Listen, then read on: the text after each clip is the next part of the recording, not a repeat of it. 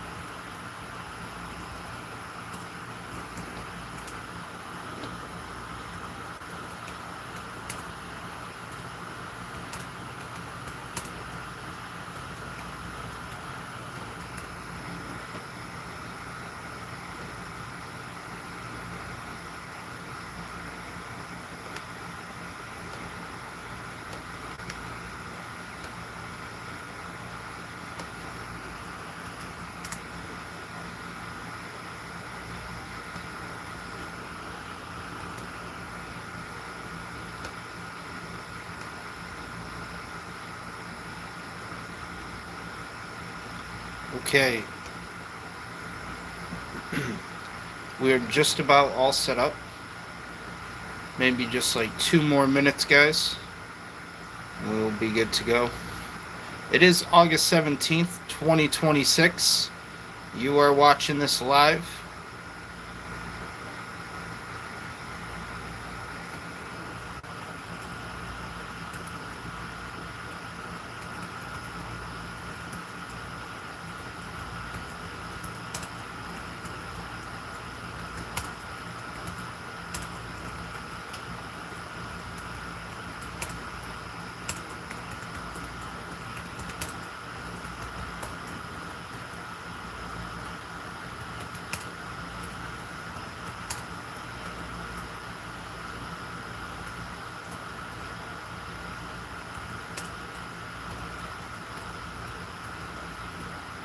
Okay.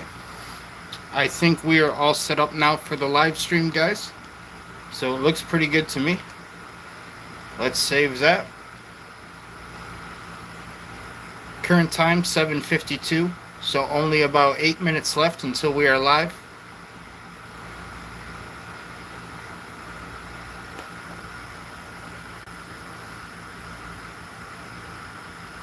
And it looks like our changes have been saved. So we are just about all set up here.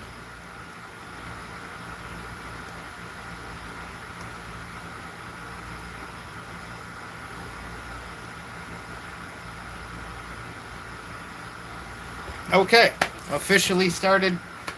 Thank you once again, guys, for hanging out with me tonight. It is August 17, 2026. As you can see from the title, we are doing a watch-along WWE Monday Night Raw on Netflix.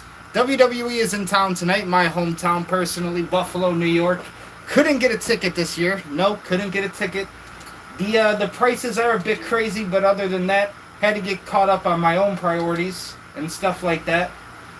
So we get to enjoy it from the comfort of our own home. Could you have it any other way, ladies and gentlemen?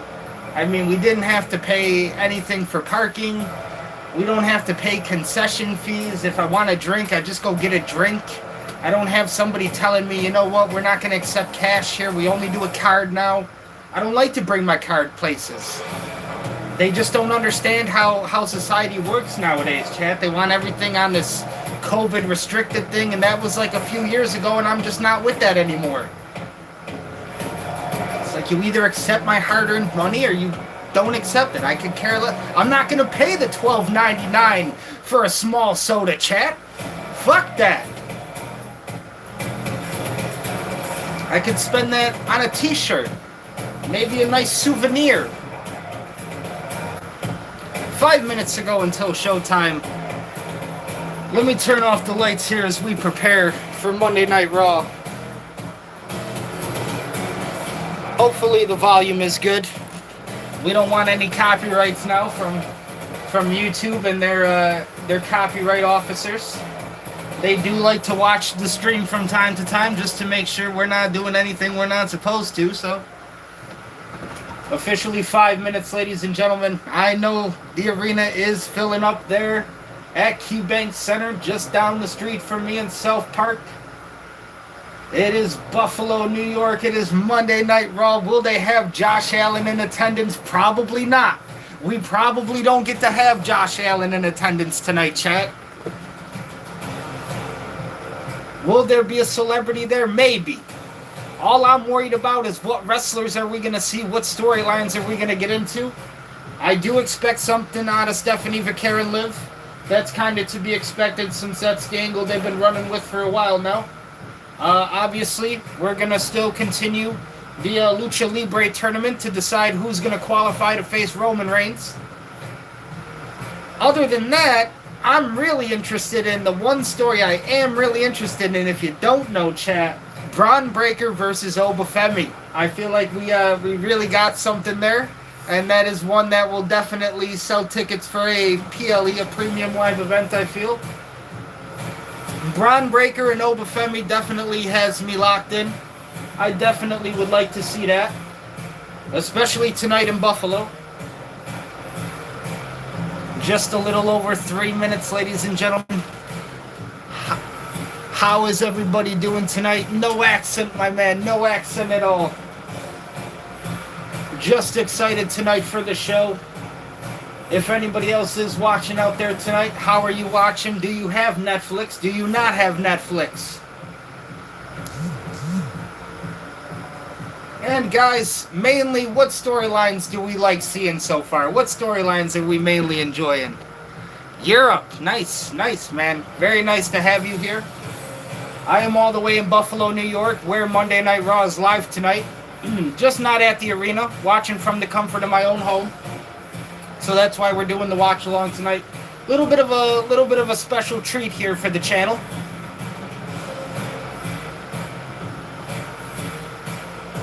But guys, I would love to hear your thoughts on current storylines. Anything you guys are excited to see. What are you not excited to see? What do you not like? How do we feel about Cody Rhodes still being handed opportunity after opportunity after opportunity? Listen, guys. I mean, I personally, it was the John Cena era at one point, and I know that man got handed a lot of shit too, but at least it was, you know, credible. Like, we could at least be like, well, John Cena kind of earned it in a way. Cody, it's like, this man just comes out here, cuts a promo, says, you know what? I want a championship match. And they give it to him.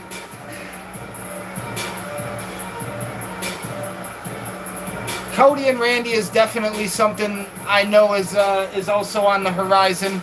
We did get it at Mania, so obviously the rematch gonna happen still. But for the moment, I would just like Cody Rhodes as far from any championship, any main event championship match for the next like 6 to 7 months would be real nice, Triple H. If we can talk to the bookers, if we can talk to the writers, if we can work that one in there, I would really appreciate it, because fuck, man. Holy shit. It was supposed to be, I thought it was going to be Sami Zayn versus Obafemi originally at SummerSlam, which it should have been. Sami Zayn, I feel like, should still be a WWE champion in some way or another. They gave it back to Punk to have the match with Cody at SummerSlam. You got it, Chad. Are you happy? It happened. There you go. Was it worth your money? All I can say is I don't really feel like it was worth kicking Sami Zayn out of the position he was in. Everything, they've also been bouncing Gunther around a lot recently, which is a bit strange. Switzerland. Shout out to the Switzerland. Shout out to the Switzerland fans, all the wrestling fans. The Swiss Alps are beautiful. 30 seconds, ladies and gentlemen, and then we are live on Netflix for Monday Night Raw in Buffalo, New York. Thank you so much again for hanging out with me tonight.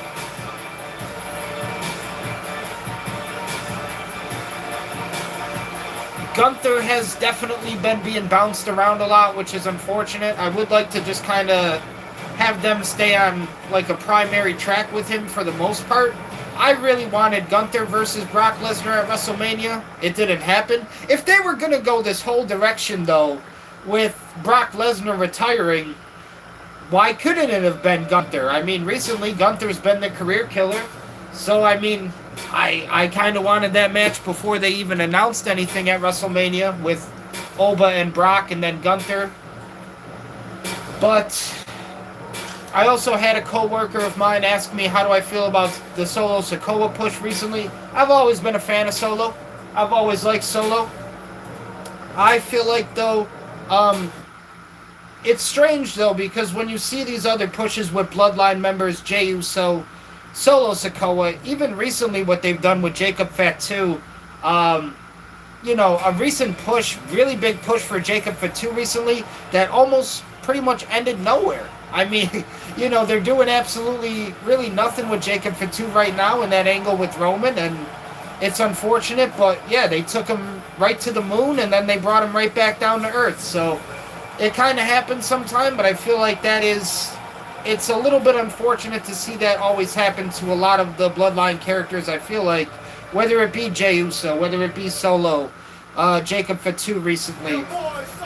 Now, these are all guys that are still in main event conversation, and these are all guys that you can still consider, you know, obviously really big draws when people do want to go see these shows. I know a lot of people said the main event between Jey and Solo was a little bit of a blow-off, and there wasn't a whole lot of talk or anything worthy there last week. But the show has started, ladies and gentlemen. We are live. Let's turn up the volume just a little bit. Just a little bit so YouTube doesn't get too mad at us.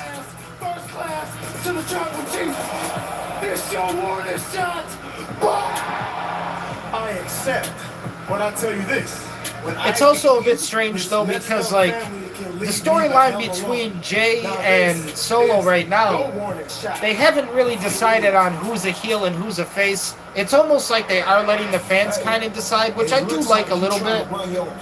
The smart thing is for WWE to put Jey and Solo out there, let them do their thing naturally, and then let the fans tell them, okay, this is who we want to cheer for, this is who we want to boo for. And of course, this is the main event from last week. As you can see, ladies and gentlemen, we are live. Don't want to show too much of the TV because, again, YouTube doesn't like that. But we are live. Maybe when they show the arena outside for Buffalo, I will take a little bit of a shot for you guys with that. But right now we're chilling. Right now we're chilling, we're killing. We're going to turn down the volume so YouTube isn't all hostile about that.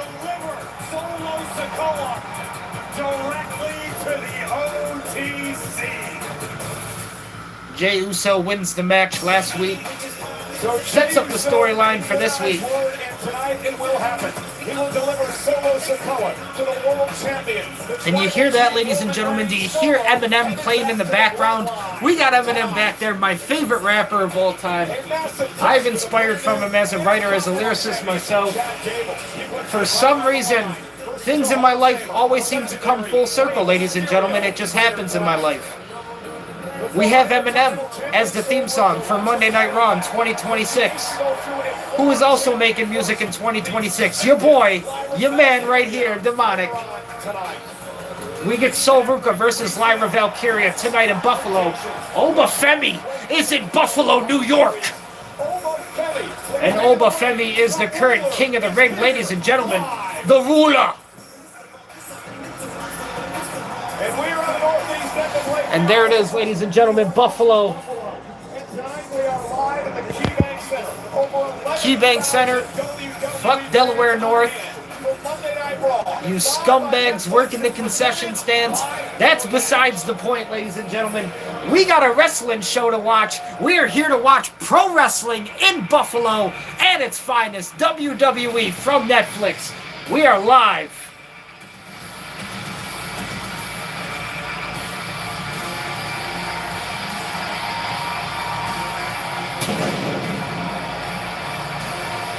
And it starts with Stephanie Vaquer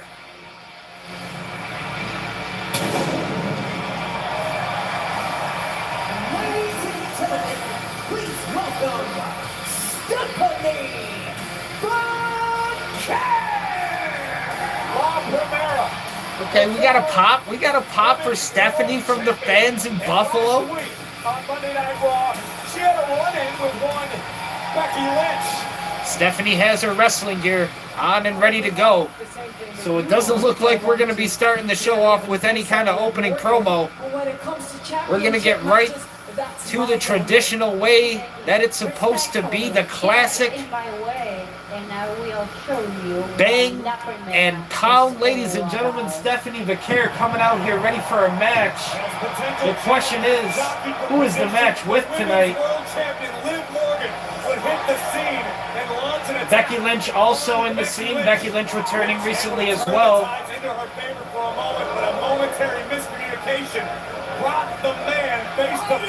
Stephanie Vaquer finds herself in the crosshairs of a Becky Lynch and Liv Morgan rivalry. And we know there is no bad blood lost between Stephanie Vaquer and Liv Morgan in the past. That is who Stephanie Vaquer lost the women's championship to.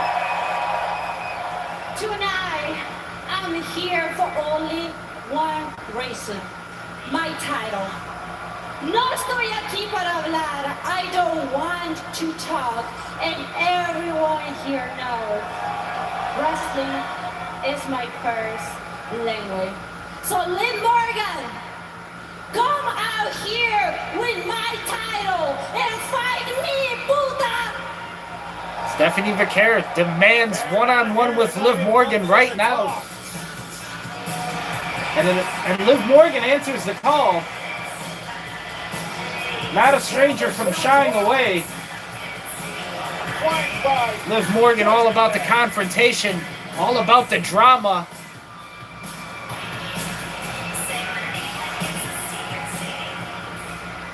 So it will start with an opening promo. But Stephanie does have her ring gear on. Kind of. Almost. Well, Stephanie, you may not feel like talking a lot today, and I typically don't feel the need to address accusations against me, but I have a lot on my mind. First, Becky likes to claim that me having this championship negates all the hard work of the women that held it before me. Liv Morgan getting booed out here in Buffalo. I think about that. The current women's world heavyweight champion I don't care.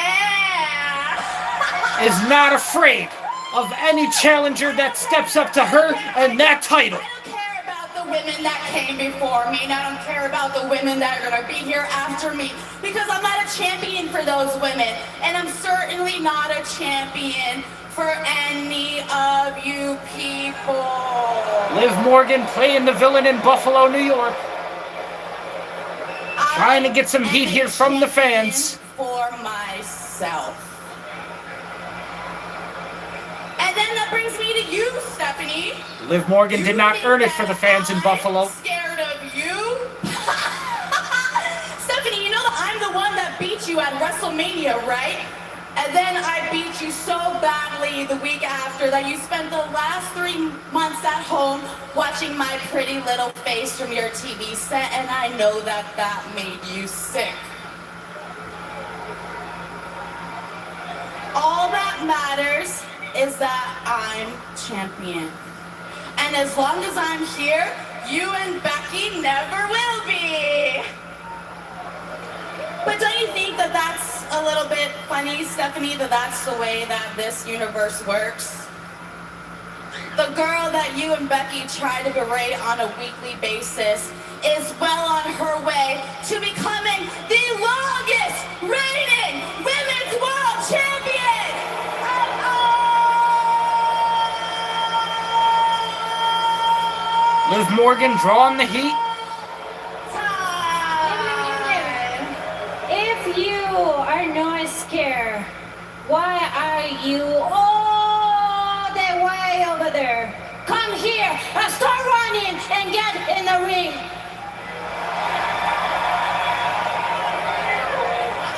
Stephanie Vaquer is currently outnumbered. Liv Morgan out there with her Judgment Day posse. Well, Liv Morgan is not heading to the ring alone.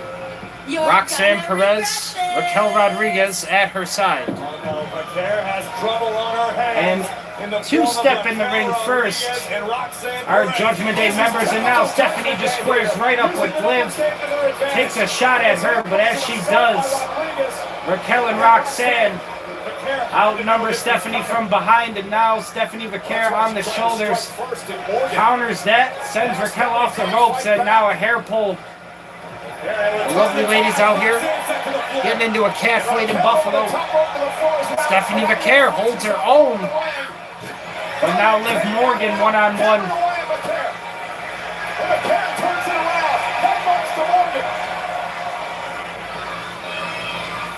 Stephanie Vaquer showing that she can stand alone against all of these Judgment Day members. And now it just may be too much.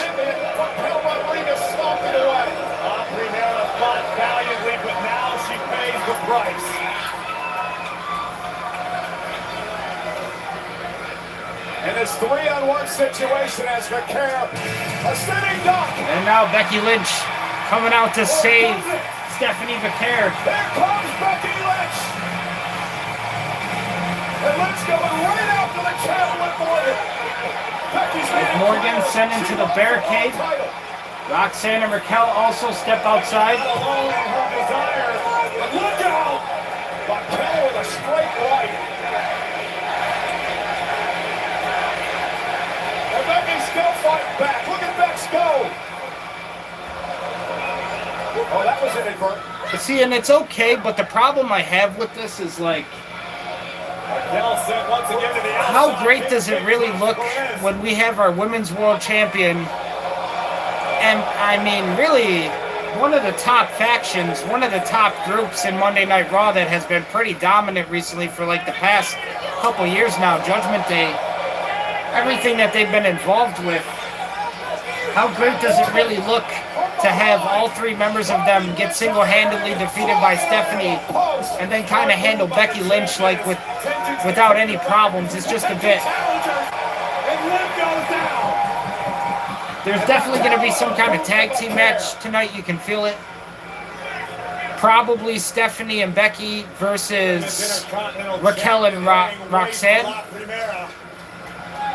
The world champs Code breaker on Stephanie inside the middle of the ring.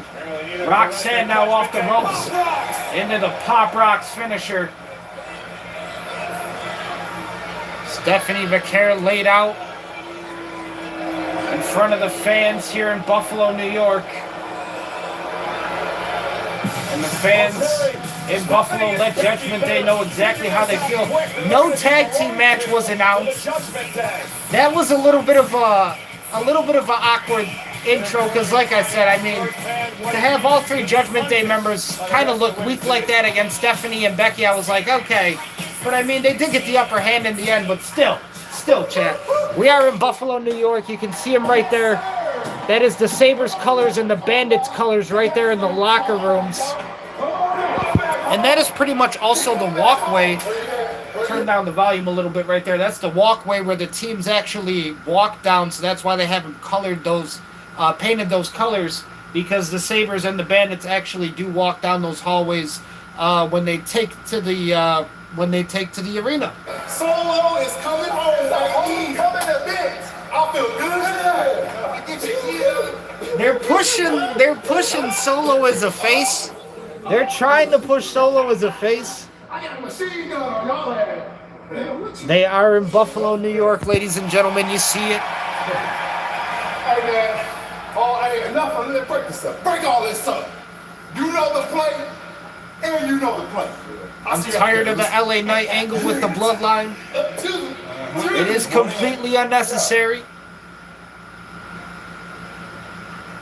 Solo. Tribal Chief is waiting on us, Oos. Yeet, let's roll. Come on, son. Like I said, guys, I don't know how much a ticket tonight was for like if you want like a front row seat, like green shirt guy, like if you want his seat, I don't know how much you're gonna have to pay for tonight. They are in Buffalo, New York, showing shots of my city, and here we go with our commercial break now. If you want those kind of seats, you might be looking close to like $300 or more. Personally, I feel like this is worth it for like where I'm at, and we get to enjoy it with the live stream and everything. In the future, Triple H, if you watch this, if anybody from WWE watches this, please bring a PLE back to Buffalo, New York. Please give us another pay-per-view. Can you make it happen, Triple H? Can you please book it? I want it at the new Bill Stadium. We need a PLE in Buffalo, New York again. It's been like 12, 15 years since we had the last one. It's 2014. We need a PLE back in Buffalo, Triple H. Please make it happen. You don't got to give me WrestleMania. You don't got to give me SummerSlam. If you want to give me the fucking bottom tier, if you want to give me the bottom of the shit, you can give me WrestlePalooza, and I will be happy. If we can book WrestlePalooza too at the Bill Stadium in Buffalo, New York, and we can make that happen, Triple H, I will continue watching until the day that I pass. That is already a guarantee with me, but I will make it even more of a guarantee, I promise you. I'm just saying, right now, I'm not all that tempted to buy tickets for a Monday Night Raw or a SmackDown. We still don't even have a main event announced. There's still not a main event announced. We have no idea. Right now, they're just talking about Jey Uso's going to deliver Solo Sikoa to Roman Reigns. Whatever the fuck that means, chat. Whatever the fuck is going to happen tonight in that ring in Buffalo, we're going to get Solo delivered to Roman Reigns, and it's going to be a blessing. It's going to be...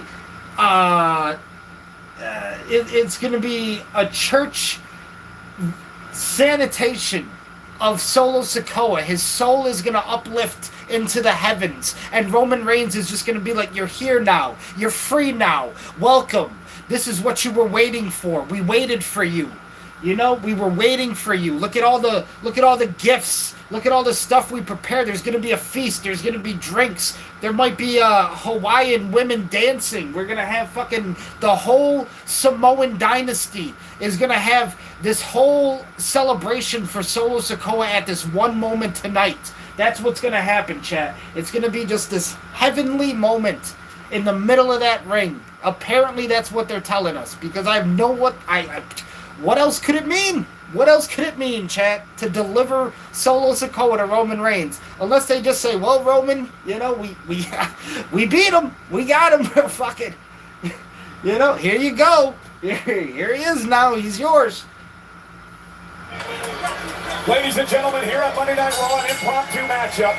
Dominic Mysterio and JD McDonough. We're out here complaining that Dominic wasn't in the number one. They're just announcing matches. We're just announcing matches on the fly here, ladies and gentlemen. That's what I do not understand. Devon then gets a challenge from JD McDonough. Now hold on, Triple H. How much did we charge people for like the best seat in the house? I'm talking. We can get front row all you want, but if we want club level, now club level is like where the celebrities actually sit. If you want to sit next to celebrities or A-list people in Buffalo, we're talking like the 200 level. That's where all the celebrities are. Now you might get a couple down there in the front row. Like I said, I don't know who's there tonight. I'm not working security anymore, so I can't give you all the details in the fucking 1-1, but I'm just saying right now, we got Javon Evans, we got JD McDonough. Dominic Mysterio is at ringside. Manager tonight for JD McDonough. So the Judgment Day back out here, and they picked a fight with Javon Evans in Buffalo. JD McDonough went for the backflip there, but Javon got the knees up.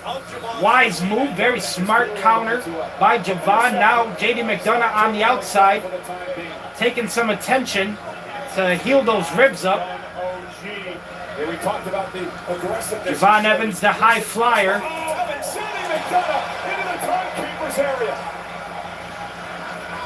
JD McDonough probably trying to keep Javon on the ground as much as possible. But right now the fight is on the outside of the ring. Guys, I don't know how much Triple H is charging people tonight for the best seat in the house. I'm talking like, you could want to sit front row. My dream personally, chat, my dream has always, I've always wanted to sit behind commentary. Maybe one day, but I am not buying a ticket for Monday Night Raw and Friday Night SmackDown. We didn't even announce a main event. We don't know what the fuck. It might be, actually, now that I'm thinking about it, it might be something along the lines of like the Lucha Libre tournament for Roman. That would make a lot of sense, but at the same time, I thought that that last promo was at least going to lead up to a tag team match. Nobody came out, guys. Nobody. The manager didn't come out. Liv didn't say, you know what, fuck this tag team match tonight. I'm sick of this shit with Stephanie and Becky.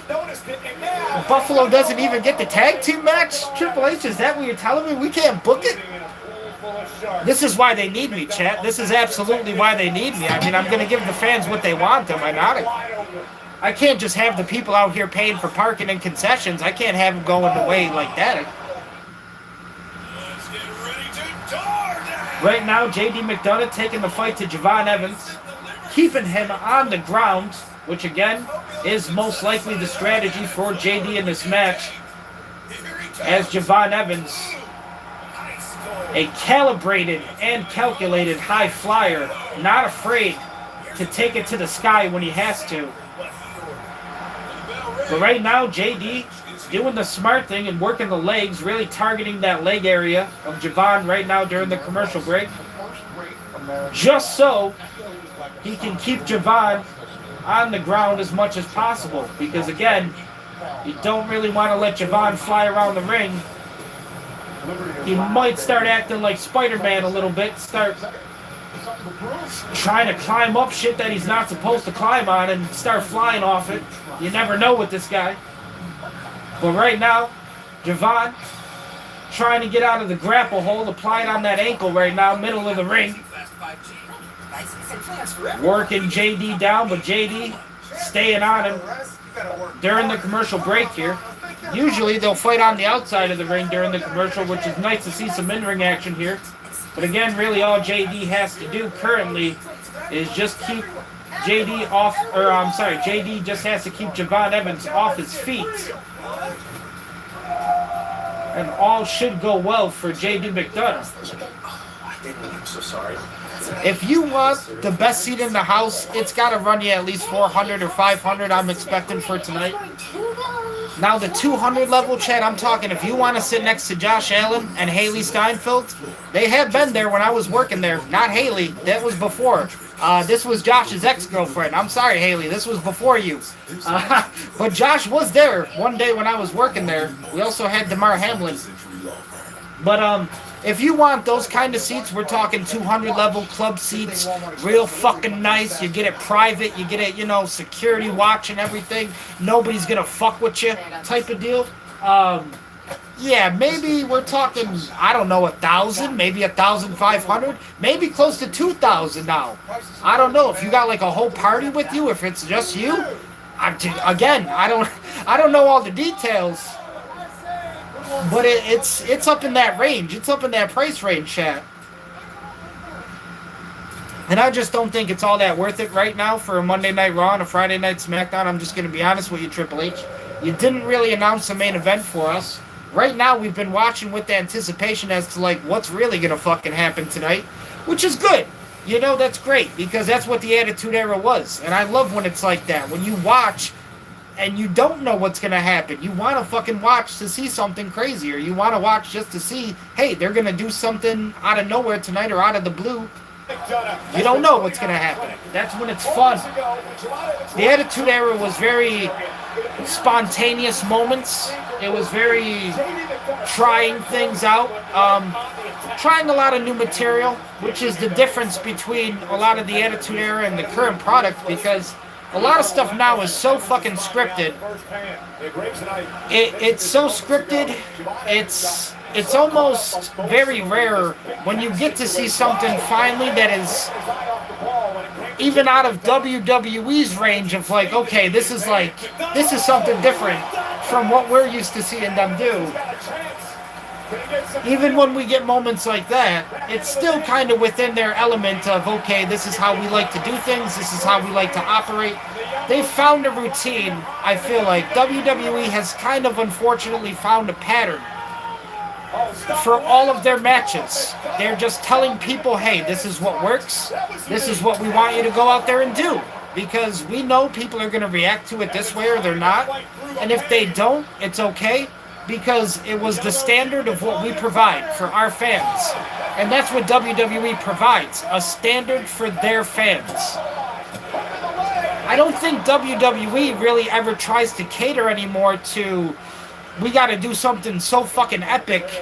We're gonna make people that have never been wrestling fans in their entire life just start fucking watching it.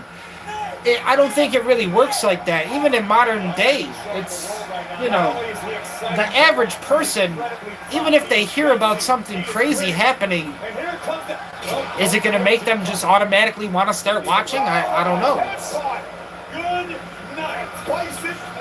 I feel like, though, WWE has really found a comfort zone, and it's sad to say that because I'm all about stepping out of the comfort zone. I'm all about taking risks, and I'm all about trying new things and seeing if we try something, if it doesn't work, fuck it. We know that it doesn't work. We don't have to do it again, but at least go out there and try something new, try something creative, and, you know, take some risks. Do something that other promotions aren't doing.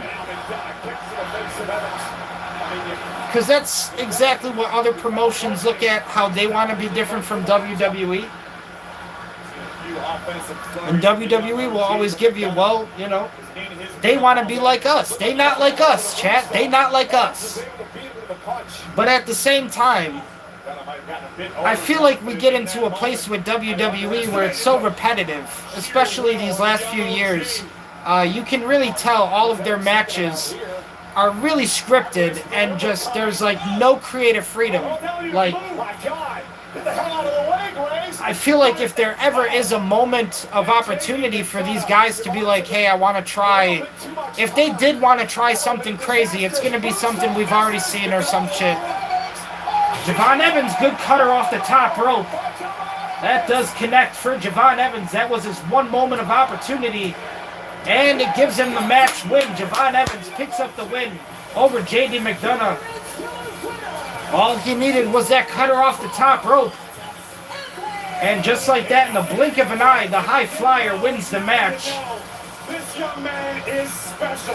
JD McDonough misses the moonsault, and Javon Evans followed right up with a cutter off the top rope from the corner of the ring. And it was actually a really beautiful cutter too, I'm not going to lie. Really good athleticism, picture perfect. If people still used cameras, that would have been a picture moment right there. And now Big Cass coming out here to get his hands on Javon Evans. Get his hands on the young OG. Javon Evans getting stomped out right now in the corner by the Timberland boots. Big Cass rocking the Timbs here in Buffalo. I fucks with Big Cass, Chad. I do. Sometimes I miss Enzo and sometimes I don't. I mean, the guy does have a restraining order, so we can't really have him around anytime soon because it's like, you know, the WWE does have a lawsuit and everything, so it'd be kind of like awkward and shit. But Big Cass is here. We do get Big Cass. You get one half, and there's the East River Crossing. Laying the smackdown on Monday Night Raw in Buffalo.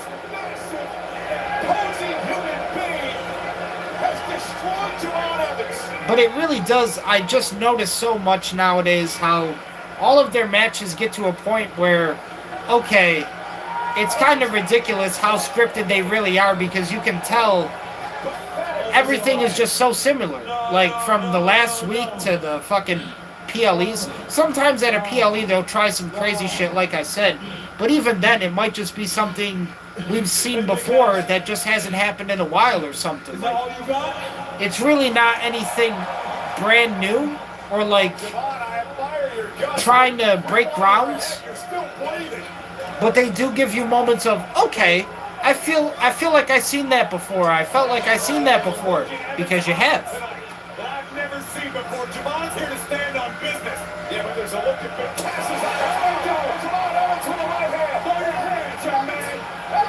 Dominic Mysterio is still out here, and Javon Evans is still flying around.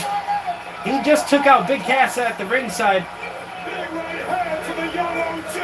This fight has not stopped between Big Cass and Javon, and now Dominic Mysterio gets involved, and he sends Javon Evans into the ring post. Judgment Day gets out of here. Dominic Mysterio hightails it after the hit and run on Javon Evans. And after the cheap shot, now Big Cass has all the opening that he needs, and he's just dragging Javon by his hair. The brute straight sends Javon into the barricade, held him by his head, and just threw him by his body.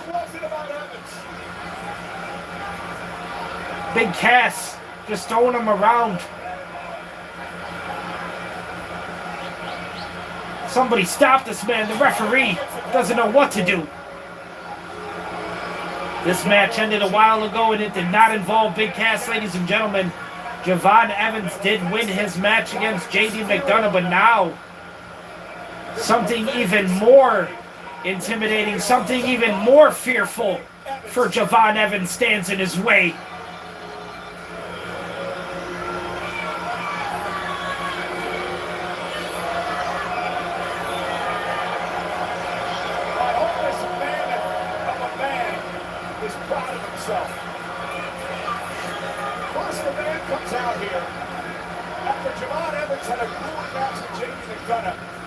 But the thing that made the Attitude Era so special, I think, also in a lot of ways, not only did they go out there and try things every week and just say, hey, you know what, fuck it, we're just going to do something new and creative. All of the wrestlers in their matches always wanted to be better than the last match. They always tried to outperform each other on the card. And it doesn't really feel like you have a lot of that nowadays, because a lot of the wrestlers, I feel like, just become comfortable. They become complacent. They get to a place where they feel, hey, I get paid. I'm signed by the WWE. I get to travel the world. I get to do all these amazing things. They get pretty comfortable with the lifestyle. And it doesn't really push them to want to do more in their matches. It doesn't really want to push them to be better performers, to be better wrestlers, per se. Now, if they go to other promotions, or if they travel to other promotions, talk about, look for example, Mercedes Moné. Sasha Banks, who was not happy in WWE recently, now gets to try all her creative freedom. Anything she wants to do, I'm sure AEW is okay with her. If she's talking to wrestlers on AEW and she wants to try something in a match, or if she's talking to one of the producers, one of the match producers, they're going to be okay with having her do whatever she wants to do, or maybe trying some new shit, because they're in that bracket of, okay, we're going to let our wrestlers actually try the things that they want to try and step out of their comfort zone, as opposed to now in WWE, you answer to the creative team. You answer to Triple H. You get to answer to Bruce Pritchard. You get to answer to Michael Hayes. Why these guys are still around, I don't know. Nothing against Triple H, but I would have had Michael Hayes and Bruce Pritchard fucking gone a long fucking time ago. I can promise you that, chat. Who would I replace Bruce Pritchard and Michael Hayes with? Paul Heyman and The Undertaker? I don't know. We also got Shawn Michaels. We also got William Regal. We got a lot of fucking people. I was watching one Unreal episode where they were talking really highly of Bobby Roode as well, so we got options. John Cena is also still around. John Cena, have you heard about this guy? Did you know about him? Has anybody heard about him recently? Because if you haven't, chat, he retired, and he's kind of also an option. I don't know. I'm just saying, Triple H. Fuck. I don't know. I'm tired of the Michael Hayes and the Bruce Pritchard shit. But like I said, in WWE, you're going to answer to the creative team. And they have match producers. They have producers who are going to tell the wrestlers, okay, this is how we want the match to go. They've written an entire match from start to finish. And my God, I think this is Finn Balor. It's not. It's Ray Phoenix, I think. The amount of strobe lights.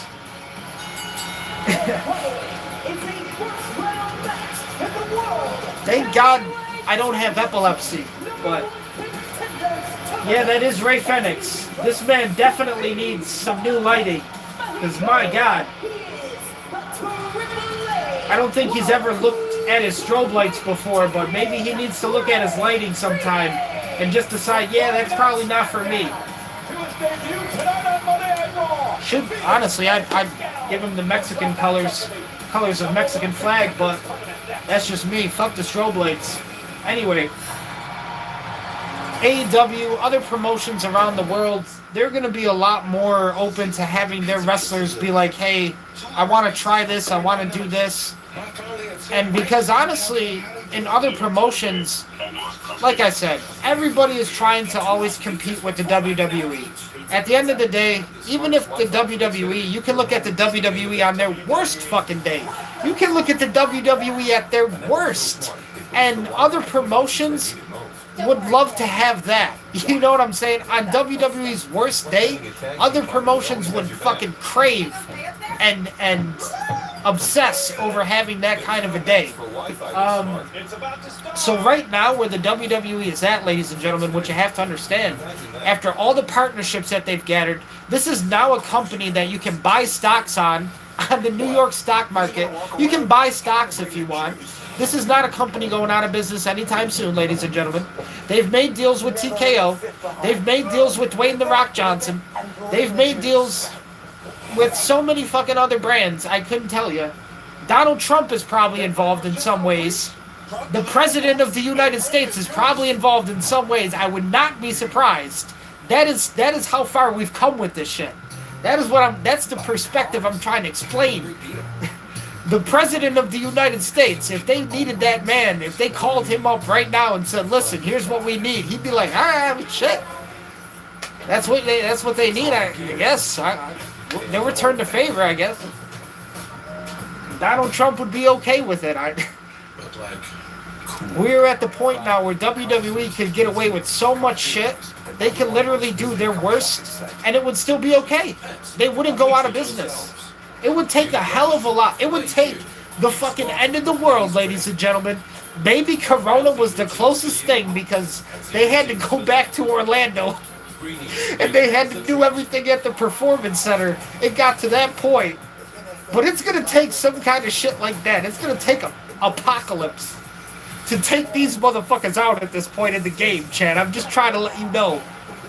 Because we're at that stage of the game. It's going to be like apocalyptic shit. You need to drop nukes on them. Somebody needs to drop bombs on them just to take them out, because they ain't going nowhere. They ain't going nowhere at this point, Chad. You gotta drop a fucking nuke on these guys. You gotta go fucking 30 kills on a Call of Duty lobby, no deaths, just to take these guys out. It ain't fucking happening.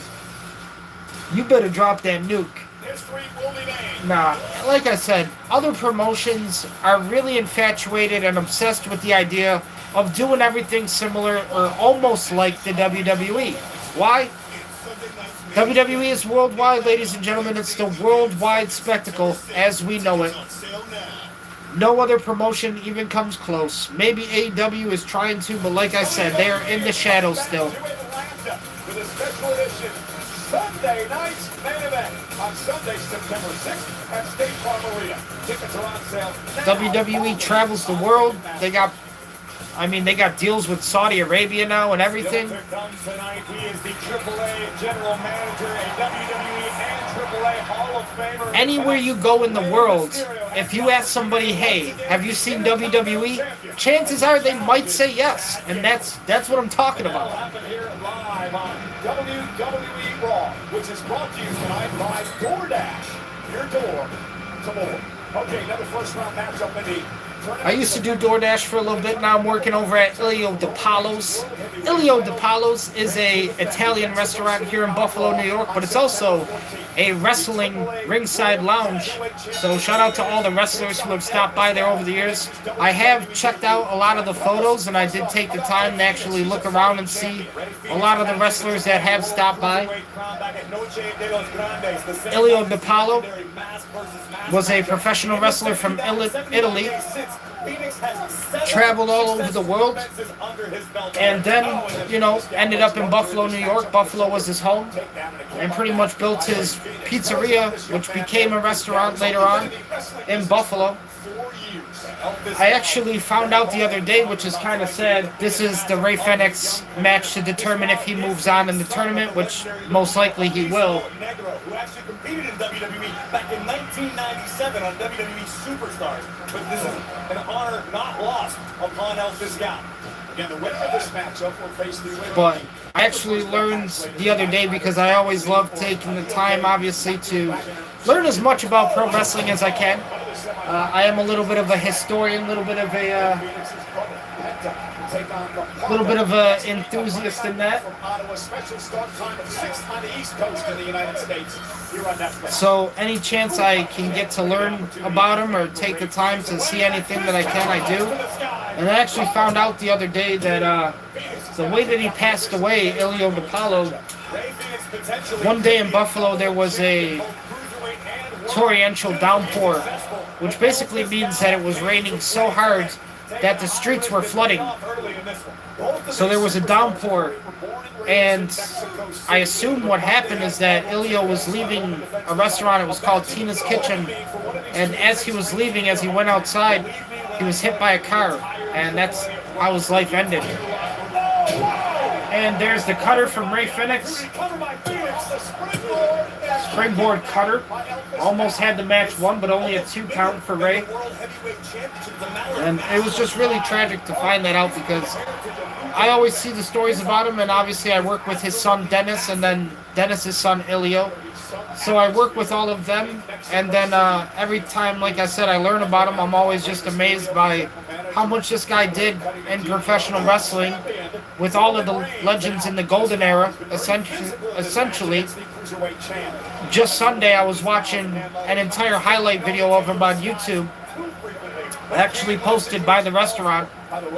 And Bruno Sammartino, once a WWE, WWF champion, one of the greatest of all time, was giving a speech about Ilio. And like I said, it takes me back a lot of times when I get to see this family and their heritage and their history with the business, because me, myself, it's everything that I could ask for. But I've never obtained it, right? I've never had the chance to ever live that, but now I work for them. And it was unfortunate to hear how he passed away. Somebody just hit him, somebody driving a car. And that sucks to me, because I hate cars. I hate vehicles. I tell my friends all the time they mean absolutely nothing to me. Me, recently, I couldn't afford insurance anymore. My insurance alone is like $400. People want to bitch all the time about gas prices. Fuck that. I drive a 2008 Dodge Durango V8 engine, 5.7 Hemi V8. Its fuel efficient is excellent, amazing. Takes me where I want to go. I get back $25 every week, nothing more. Insurance, $400 just to fucking drive. Ridiculous. I said fuck that. Not doing that anymore. Took that shit off the road. I'm fine with the bus, because again, I paid $25 a week just to get to work and back. That's what I was putting in my gas tank. And I don't got to do repairs on the shit. I don't got to do maintenance. Don't got to worry about, does it need oil? Does it need gas? Does it need this? Does it need that? Fuck that.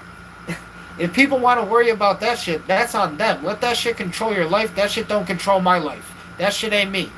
I've been fine without having a car, and I will continue to be fine. It's okay. I get to where I'm going. There's plenty of ways to get around in this world if you don't have that. Now, I understand people that do need it, and I understand people that want it. That's great. If one day I ever get rapper money, and I ever get signed, maybe by that boy Eminem back there, I don't know. We got the Godzilla rap from Monday Night Raw, the theme song from Monday Night Raw 2026. Eminem, come on, you see us out here, you see me. If I ever do come into some of that rapper money, I could understand wanting to reward yourself and getting something nice. Me, myself, I have been, how should I say, I have been enchanted, I have been encapsulated by the spell of the Rolls Royce and the Corvette and the fancy luxury shit. But as I said, at the same time, it's not that important. For me, if you ask me, if it came down to me eating or surviving or having a car, I'm gonna sell the fucking car every single time. That's point blank, period. I'm gonna survive and I'm gonna eat before I fucking worry about a car. That's it. So to find out that's how Ilio DiPaolo passed, the wrestler, he got hit by a car. It was just like, god damn, man. Again, somebody and a fucking idiot driving a car and took a great person away from us like that. Because they decided to drive one day when it was raining and it wasn't really the time to be driving, but there you go. And like I said, I guess a lot of people were out there driving, but at the same time, it costed somebody their life. So it is unfortunate that I had to find that news out. But at the same time, any time that I talk about Ilio DiPaolo, the wrestler, or his son Dennis and his son Ilio, I always, say nothing but great things about them, because hopefully, if I can go there and help them at their restaurant, I told them, right from the start, because they both interviewed me, and I told them right from the start of my interview, listen, man, like, when I was growing up, I wanted to be a pro wrestler. Like, that was it. That's what I wanted to be with my life. That's what I wanted to do. My dad didn't believe in me. My dad didn't think I was going to do it. He wanted me to be a plumber because he was a plumber. I told him my dad passed away in 2012. Once my dad passed away, I kind of got out of sports and I started focusing on my music. And that's where I started with my music career, really. I started writing in 2009, but taking it seriously in 2012 after my dad passed away, and I decided, well, maybe sports and wrestling, it probably isn't going to work for me anymore. So that was all a part of me having to deal with that in my life. But I told them that at my interview, and they asked me, right out, like, what is the goal? Like, what is the end goal? And I told them, really, like, if I can just do something with my music, wrestling, filmmaking, I want to write and direct movies. If I can do something with my music, though, because that's what I feel like is my only way out right now, I would love for them to, like, make something happen. And they have... I have talked to them about my music before. I don't show it to a lot of people. I'm usually not the type of person where it's like, hey, go listen to my shit. You gotta please let me know how you feel or whatever.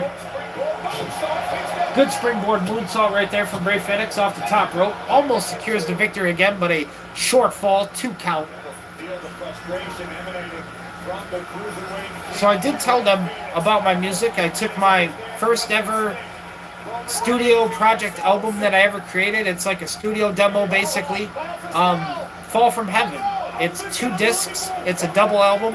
So it's part 1 and part 2, side 1, side 2. But basically it's a double album. Fall from Heaven. 16 songs on the first part and then 15 on the second. So it's like over 30 songs. But I basically, gave it to Ilio and I said, listen, man, like, something is kind of telling me right now it's better in your possession because they know so many more people than I do. Me in general, like, I don't really have any connections. I don't know any talent managers, any record labels, any executives. And Ray Phoenix does advance to the next round in the tournament. But I basically was like, hey man, like, this stuff is just collecting dust in my studio, so if you want to hold on to it, here you go. I feel like it's better in your hands than mine, though. And they have, told me even before, like, if I ever wanted to, get a booking or do some stuff at, I think they do stuff at Ilio's, but I know they do a lot more at Soleil, which is another restaurant that they have, Soleil at Woodlawn Beach here in Buffalo. Penta versus La Parka in the next round, and Ray Phoenix still awaits his next opponent.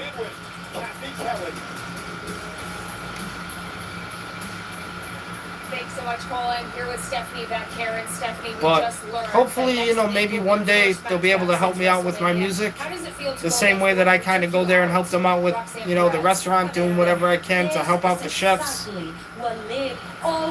Really, anything I can do to help out Dennis and Ilio, that's all I really care about. And Roxanne is different. I have. But yeah, people are always like, man, these guys know so many people, and I believe it. I mean, just the other day, they have an entire room dedicated to like Buffalo sports. Anybody from Buffalo that's, you know, been successful or anything over the years. It's called the Buffalo Room. And they have a picture with Benny the Butcher, who is, again, an artist that I really like to work with right now from Buffalo, New York. Again, I've had the opportunity to talk to him, but I haven't. When I worked at the Sabres Arena, here in Buffalo, little known fact, one day I was working there and Benny the Butcher was there while I was working the club level. And all the time, people were coming up to me like, man, Benny's here, you should go talk to him. Because they knew I made music, and, you know, I was like, well, that's probably not the best thing to do, because, like, I could go talk to him, or I could fucking get fired and not really have a job here anymore. It's one or the other, but if I go talk to him, he could also say, you know, get this kid the fuck out of my face, and, like, I'm not here to, like, sign nobody right now, like, what the fuck is this kid thinking, like, you know what I'm saying, some shit like that. I never approached him that day because it was like, I felt like the professional thing to do was to not go and do that. To be like, hey man, I'm this rapper from Buffalo and I want to fucking make music and I want to get signed and this and that. And I feel like that's not really the thing to do at that moment, at that time and place. It's just not the professional thing. For me, it happens when the time is right and it happens when it's supposed to happen. Another thing that happened with Benny the Butcher is right up the street from me at Cito's Mini Mart, he was shooting a music video. I think it's called King Me, or The King, something like that. I showed it on one of my Sabres watch-alongs when we were watching the playoffs recently. I showed it there. He had like another feature on there. But they were shooting the music video right literally at the corner store from like the block from my house. So we got Sol Ruka coming out here now. Sol Ruka has a match tonight against Lyra Valkyria, ladies and gentlemen. But he shot the music video right up the block, and like I never even knew about it. But if I did know about it at that time, I would have fucking went up there and I would have been like, hey man, like I make music myself, like let's do something. Like maybe, you know, can I get in the song or something? I don't know. But if I would have knew that he was shooting that music video right there at Cito's, I would have been there and I would have fucking definitely been like, hey man, here's what it is. Better doesn't happen by accident. But apparently Benny the Butcher has been to Ilios, and they took that picture with him before they even knew me. So I think now, if he was to ever go there again, I would have the chance to actually talk to him one-on-one, which is really what I would like, you know, to actually just talk to somebody and tell them, listen, man, here's what I want and here's what I'm trying to do. And I'm not trying to come on too strong or whatever. I'm not trying to fucking, you know, pause, but I'm trying to get a record deal. I'm trying to get signed. I am. I'm not gonna lie. I'm not gonna fucking sit here and beat around the bush or not. I'm fucking talking to you man to man, and I'm gonna look you in your face and look you in your eyes and tell you, listen, man, I feel like this is what I'm worth, and here's what I'm gonna give you what I'm worth back. That's what I feel like I'm worth. Whatever you give me, I'm going to give you back because I feel like that's what I'm worth. You want to give me $1 million? I'm going to give you that in return full. Because I know I can do that as an artist, and I believe in myself as an artist like that. I'm just trying to get the chance to prove it and just show people that I can. I've been doing it for years and years independently and kind of like, you know, in the shadows. But realistically, I would hope that my first record deal or like my first contract for like being a rapper would actually be for like a couple million, maybe 5, because honestly, even like 1 million nowadays kind of goes pretty quickly. In today's economy, in today's society, just with the way things are, I feel like 1 million is a lot of money, but it's just not a lot of money for a long time. And here's my deal, right? If you can give me maybe $5 million for 4 albums, right? That's $1 million an album. So if we can do an album every year, that's 4 years. That's $1 million every year. And then I make that, I basically make that deal back because now I've given you all your music. I've given you all that album in return for the $5 million that you offered me for the deal. So after I give you that music and all those albums, now after we settled for that $5 million, we can talk about another deal or whatever comes after that. If you don't feel like I'm worth it, or if you feel like I am, sure. But I feel like, honestly, myself, $5 million would be definitely the sweet spot, because in today's world, I want to take care of my people. That's the thing. Like I want to take care of my friends. I want to take care of my family. I want to take care of the people who believe in me. And not only that, I feel like it's important for me to give back to the people who helped me get to where I'm trying to go.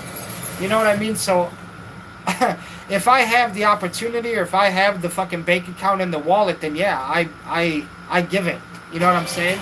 I don't give it right now because I don't got it like that.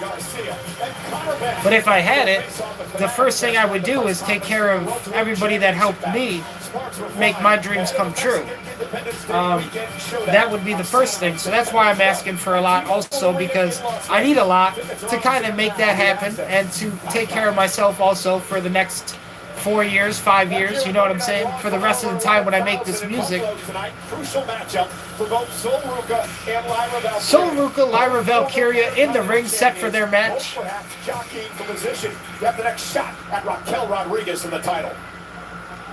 Both Sol and Lyra would love to be the #1 contender for Raquel Rodriguez and that Women's Intercontinental Championship. First time was when Sol was the champ, and her and Lyra had a classic matchup before Sol Ruca picked up the win. But really the dream, you know, hopefully make music as a living one day and have it as my career. That's really all I'm asking. After that, after I can settle some kind of deal, hopefully make the music that I really want to make, do something with filmmaking, writing and directing, and of course in the world of professional wrestling. Opportunity to become Intercontinental Champion, start racking up some wins. The same has to be said for Sol Ruca. One thing has to lead to another. When you're climbing up the ladder, you have to take one step at a time. You don't just automatically land on top of the ladder. You know what I'm saying? You got to start from the bottom. That's the only way you can climb up the ladder. So Sol Ruca, her unique escape. Sol Ruca, very athletic and very unique counters and escapes as well. Lyra Valkyria has to be a little aware of the ring style of Sol Ruca. Lyra kind of rocking more of a darker personality. Most likely the villain, the heel in the match here. This woman is a bit of a technician. As she has turned a little bit to the dark side recently. Sol also more of a face with the fans here in Buffalo. But I feel like, you know, working with Ilio and them has been great. As I said, one day maybe if they can do something for me and return the favor for helping me meet somebody when it comes to music, that would be really nice. Because I know a fact, if they had Benny the Butcher or any other big artist there for that matter that wanted to eat there, they would probably let me know about it just so I could sit down and talk to them and be like, hey man, here's what I've been doing that people don't really know what I've been doing. But if you want to kind of tag along and, you know, involve me in it, you know, something I just want to be a part of here, you know, then we can talk and we can do some business. That's really all I'm trying to do, guys. Our ability to push the pace and fly when need be. Oh, and Lyra! I think it's messed up because all the time I see so many other artists and, you know, there's so many other rappers out there with millions of dollars in their bank accounts and nobody ever says, oh, well, you know what? This person doesn't deserve it anymore. This person should just not be a nobody anymore. Me, all the time, you know, even at the restaurant, I tell people my dreams and I tell them how it is. And you know, when I talk to people about my music, it's a bit of a hard body shot to take as an artist because, like, even now, as I'm talking about it, a lot of people watching the live stream or watching these videos, they don't know that I make music or anything right now. So it's like they don't hear me on the radio, they don't search me on YouTube, they don't Google my name. I feel like I'm gonna know the day I really made it is like when I can actually Google my name and it's just gonna pop up right there and I'm gonna be like, yeah, there it is, man. People can finally just know. Like, this is what I do. This is what I love to do. This is what I want to do with my life. And that's all it is. Lyra Valkyria right now in control as we take a commercial break here in Buffalo. I'm going to grab a drink real quick, so I will step off to the side. Excuse me, chat. That flavor's just out of reach. Drop the Legos and bring the juice.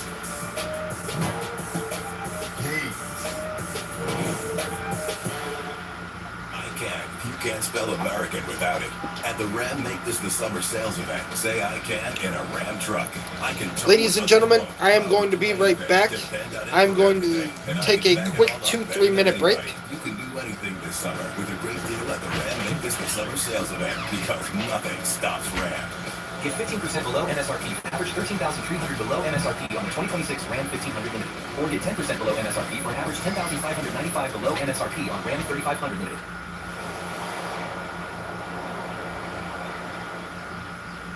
Hear that? That's the sound of your life. Perfectly imperfect.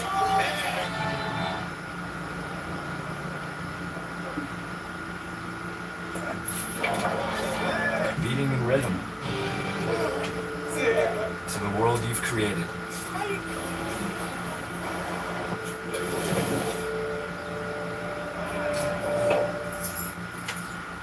But every time you drive after drinking, the music gets drowned out. Life sounds pretty great. Don't let a buzz ruin it. Buzzed driving is drunk driving. Don't drive buzzed. What sounds more urgent to you? We are stranded, or help, arm wedged in boulder, exclamation. Please eat this. You're indecisive when you're hungry. Oh God. I hit 10 now, I think. At TrueWork, innovative fabrics and intentional design define work pants for every condition. T1 for hot days, T2 for all seasons, T3 for the cold. Find yours at TrueWork.com. TrueWork, built like it matters. I want to give you the fight you've all been waiting for. On you, Anthony Joshua, to fight me. With all due respect, I'm in that war. You work for me. How's that?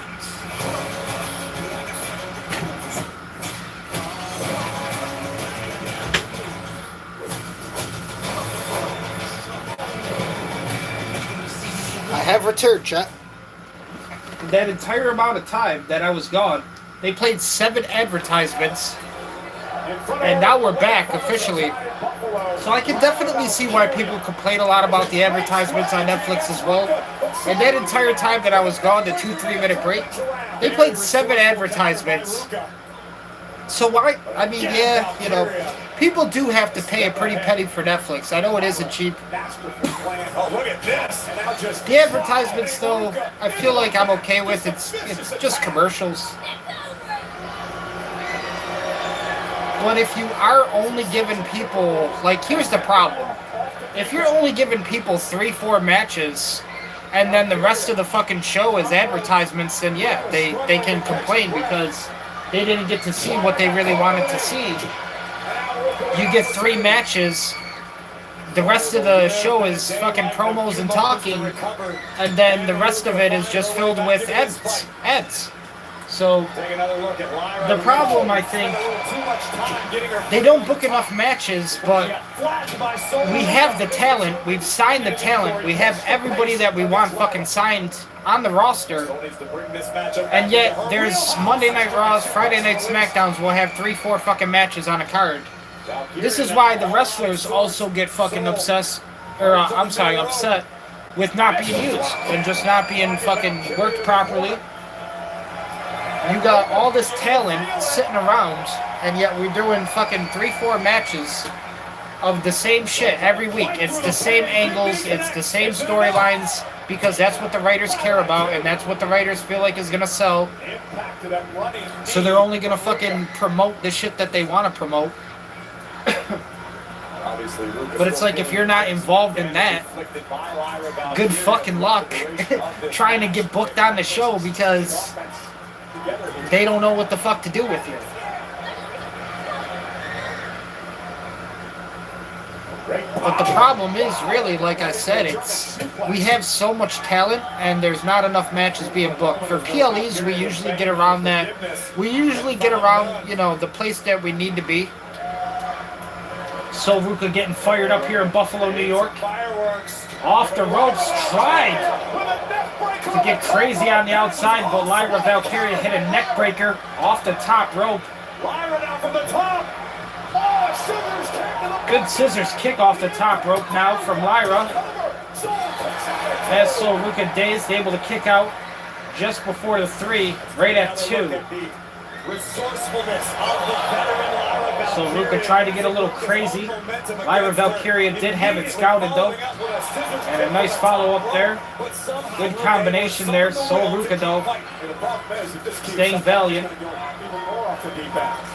I just think, you know, back in the day, I mean, when I was growing up, when it was even Ruthless Aggression era, yeah, you know, you might fill a fucking card with like 6-7 matches, but, and they might not be happy with them 6-7 matches, but we were still getting the full product, goddammit. We were still getting the full roster that we signed, that we agreed to work, like, we were still being like, hey man, like, even if you're not over with the audience, you can still have some TV time. You can still go out there, go work the storyline, you know, try to make it work and shit. Nowadays, it's like...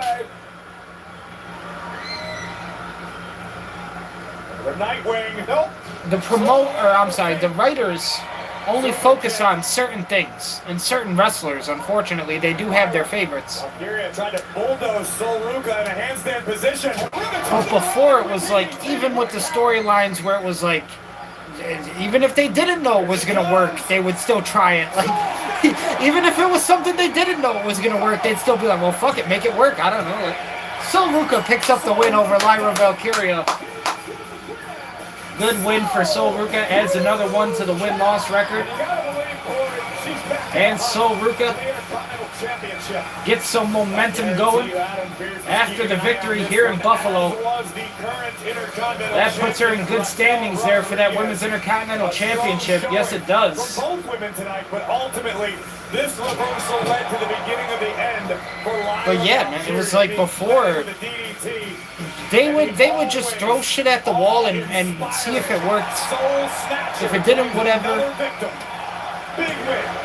But even back in the day, if you were a wrestler and you were put into some kind of spot, some kind of storyline where you just had to make shit work, you could fucking go out there, get some TV time, and you might get it over. And if you did get it over, they'd be like, well shit, now we gotta work this guy, now we gotta book this guy and put him on the card next week because people want to see that, right? So how would they ever know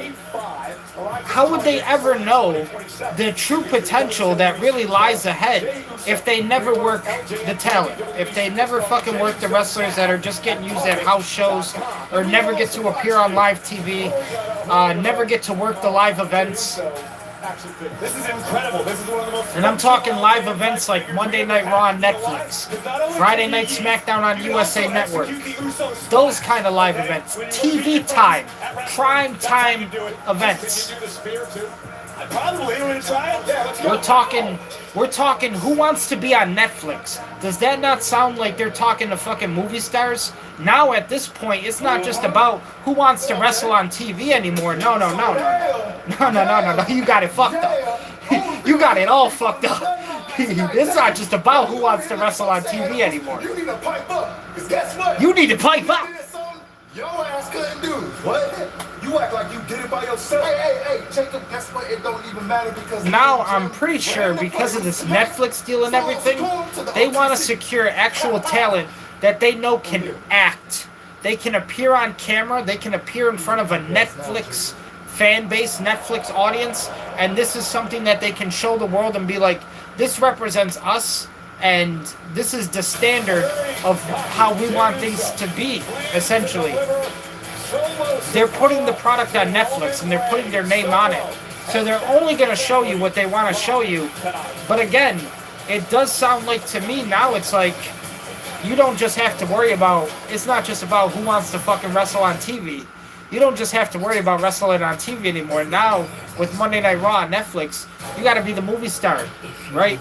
You got to be able to go out there and you got to be able to attract all of these Netflix fans, all of this Netflix community. You got to be a certain type of person that attracts that style now. So that's what I mean. It's not just about being wrestling in the ring anymore. Now we need the movie stars. Now we need the people that can actually go out there and do what the writers or the producers want them to do on a Netflix camera. When the cameras are on, when Netflix is live, can they do what is required of them? If they can, they'll use them again. If they can't, they probably say, well, we know where this superstar where this superstar is with us. It sucks that a lot of the wrestlers really refer to themselves more nowadays as utilities other than wrestlers. I always feel a little heartbroken when the wrestlers say they feel like utilities as opposed to wrestlers because, again, always wanted to promote, always wanted to book, always wanted to be a writer. So the thing that I told Dennis and Ilio at my interview, if I could ever get my hands on the wrestling business and do something for WWE, any promotion, I just want to help the wrestlers. I was once upon a time, that's all I wanted to be. That's all my life was pro wrestling. So I can kind of understand how I want to help them.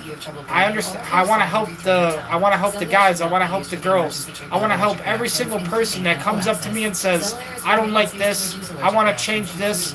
If I give them something and they say, I feel like that's not really me, I want to be able to find them. I want to be able to understand everybody that I work with. So that way, I can make the best thing that I can possible, just like I want them to give me the best that they can give me possible. It happens by hand. Yep, the pepperoni stuffed. But I would never be able to know. I would never be able to, if I'm not allowed to sit down with an individual and personally get to know them, I can't just, decide, okay, here's your character. I don't like doing that with people. I don't like saying, okay, here's who I want you to be. I want you to tell me who you are, and then I'm going to design a character off of that. That's how I like to operate. I don't want to ever go up to you and say, here's what I want you to do for me. Here's who I want you to be for me. You tell me who you are. Go ahead. You tell me who you are exactly, and then I'll go from there. I'll take care of the rest. You just let me know who you are as a person, as a wrestler, as a character, and I'll take care of the rest. That's how I am as a writer. That's how I am as an artist. I don't need you to tell me, or I'm sorry, I don't need to put a costume on you and a wig on you and tell you, here's what I want you to do. I want you to show me exactly what you can do. And there is Buffalo, New York, ladies and gentlemen. Probably not the best shot of it, but there it is. That's my city. Who we got in attendance? We got the Buffalo Bills. There they are, chat. They're here. Dion Dawkins. There, chat. You wanted to see it? You want to see it? They got it. New stadium, they're talking about it.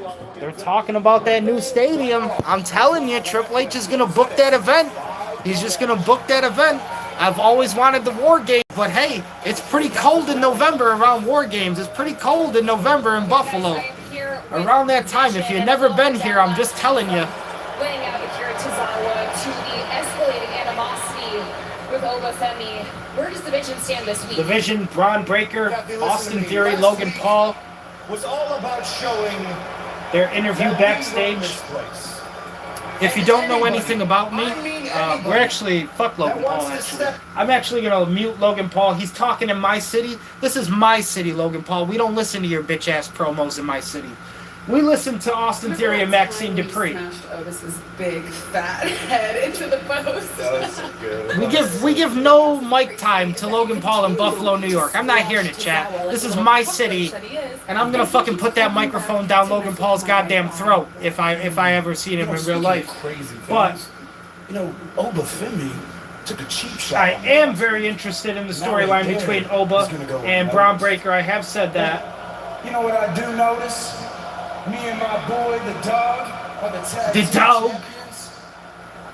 But if you guys don't know anything about me, the whole reason I got into pro wrestling, I started from day one. It feels like ever since birth. My older brother Tom used to be a backyard wrestler, and he used to come home covered in blood, fucked up. He didn't do a lot of ring stuff, like he wasn't an in-ring wrestler, all that. He actually used to do a lot of interviews backstage with the wrestlers, so that was what he did. They did have TV time, they were on TV. This is like late 90s, maybe like early 2000s. So they did have TV time. I've always tried to find some footage or like videotapes, anything I could find. I've never been able to find anything.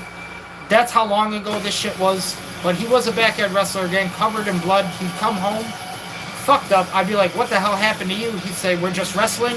Ever since then, I wanted to know what pro wrestling was. So that's kind of how I got started with the whole thing. I remember he told me the worst injury he ever had was when they were backyard wrestling. Somebody had opened a car door, another fucking car-related injury. Who would have thought?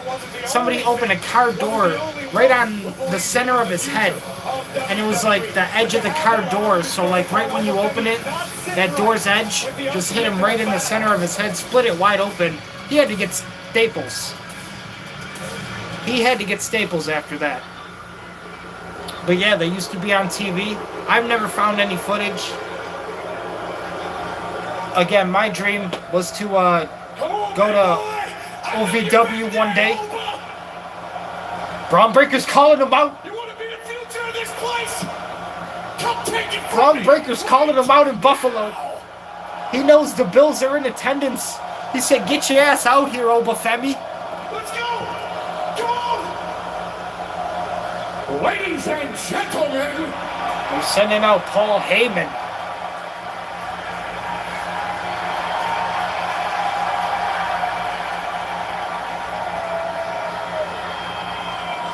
Ladies and gentlemen, my name. This is the storyline we were waiting for, chat. This is the story we were waiting for, chat. Oba versus Braun. An oracle, and more than that, I am a wise man. I know things that are wise to do. I know things that are unwise to do. Here's something that I know. It's very wise for us to all figure out the question that is on every single person's Paul Heyman's the greatest. Paul Heyman's the GOAT. That question is, who is the future of WWE? Coworker asked me if I had my own wrestling promotion, who would I want to kind of develop the promotion and kind of, you know, tutor and teach the up-and-coming talent the future. And the three people I picked, Undertaker, Bret the Hitman Hart, Paul Heyman. Is the future of WWE. That's who I would want. That's who I would feel comfortable, you know, putting in leadership positions at my wrestling promotion for sure. Here comes Obafemi, chat. The ruler has come to Buffalo. And pretty sure Oba might want to go take a sightseeing adventure over to Niagara Falls. Get to go see one of the wonders of the world.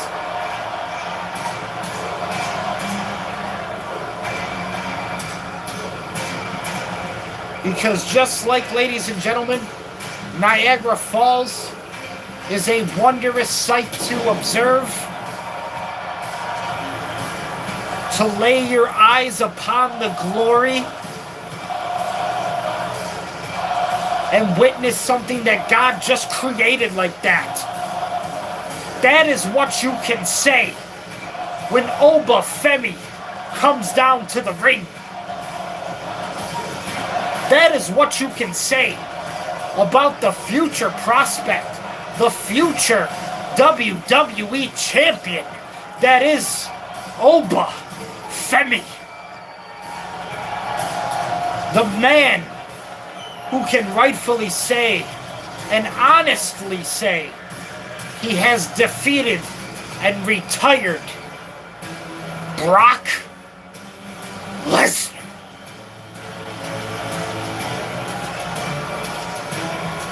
Something we thought could never be done. Something we thought would never be said. Not only in the history, ladies and gentlemen, of professional wrestling, but the history of combat sports. UFC, WWE. Nobody had ever thought about who will be the person that takes out Brock Lesnar. Who is going to be the person that sends Brock Lesnar with his bags packing and his ring gear left in the center of the ring? You already know what the future The answer is the future. The ruler. They know it. 3 letters, 1 word, Oba. You know who else knew exactly who the future was? Brock Lesnar knows who the future is. Brock Lesnar passed the torch. It's Oba family. Brock Lesnar passed the torch. If you have a problem with the answer, you can take it up with me any day, anytime. I want to get a shot at. People are literally on their feet, guys. People are literally on their feet. This is what I'm talking about. I'm giving the fans what they want. I know what the fans want. People are on their feet as this promo is happening. This is Braun Breaker and Oba Femi, and the fans in Buffalo are on their feet for this promo. So they are behind every word, every emotion. Right now, this story has them captivated. And I want it to continue that way. I feel like this is a good thing to take. I mean, if all things go good, you could literally take this storyline and you could run it for a while. Right now, we're in August. January, the road to WrestleMania begins with the Royal Rumble again. Paul Heyman taking shots at Buffalo. 2 of us in this ring seem to understand that right now. Someone appears to be learning. But this is what I'm trying to tell you guys, chat. I knew it was going to be big when it was announced, Braun Breaker and Oba. But to see the fans in Buffalo on their feet during this promo, it really has me going because, again, these are 2 future guys. The future is someone that understands. These are not really guys that have main evented WrestleMania. To be the biggest it can possibly be. These are guys that have not main evented WrestleMania. These are guys that have not been WWE champion before. And yet they come out here. They have this storyline between them right now, this rivalry. September 6th, Atlanta, Georgia. And the fans in Buffalo are on their feet for them. They are invested. Oba Femi versus Braun Breaker, and then we will find out who is truly the future of WWE. Oba versus Braun Breaker in Braun's home court of Atlanta, Georgia. Braun Breaker will have the home field advantage. Another thing recently that WWE does, and I don't know if it's just like Triple H trying to throw his best ideas at the time out there, but he always does things where it's like, okay, who is the future? Now we'll decide between Oba and Braun. Hopefully it's not like a match that's just decided as is in Atlanta and it's just like straightforward, you know, this guy wins, this guy goes over. But again, like I said, guys, it's really important to me, and I'm really happy to see, actually, again, like I said, these are 2 wrestlers. Calm down, Michael Cole. These are 2 wrestlers, again, never main evented WrestleMania, have never held the WWE Championship before. Braun Breaker, Oba Femi, they come out here, they're involved in the storyline, they have this rivalry going between them right now, and the fans in Buffalo are on their feet because they're invested in that storyline. That's what I'm talking about. We need stuff like that. We need storylines like that. We have the talent. We have all the talent on our roster, the fans are really wanting to see this, and they are invested in these moments. Even just to have a promo that builds up to that match in Atlanta, Georgia, the fans were all behind it. If they could have booked it tonight, you know, WWE might have sold out Buffalo. I'm just saying. To becoming a world champion. But again, that's something that Triple H looks at. He wants to book for PLE. I think they're doing it at Saturday night's main event or some shit. Saturday night's main event in Atlanta, I think Paul Heyman said. It's over. Nobody forget why they call me El Guerrero Azteca.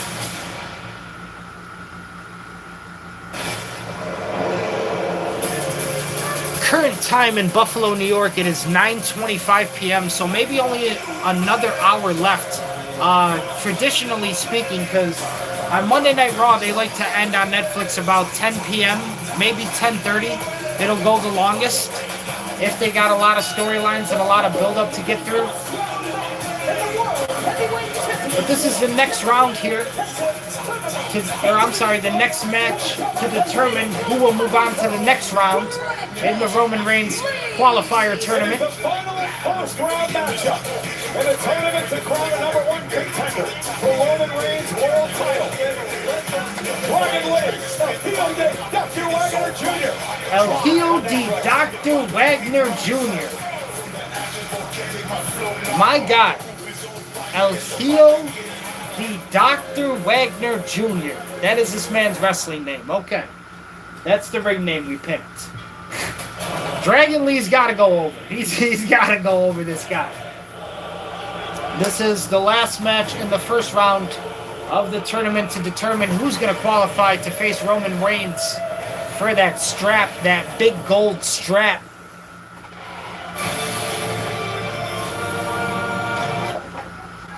I do like the DiGiorno commercial where like the grandma's coming up like the Undertaker. It does make me smile when I see it. She like rises from the grave as soon as the pizza comes out of the oven.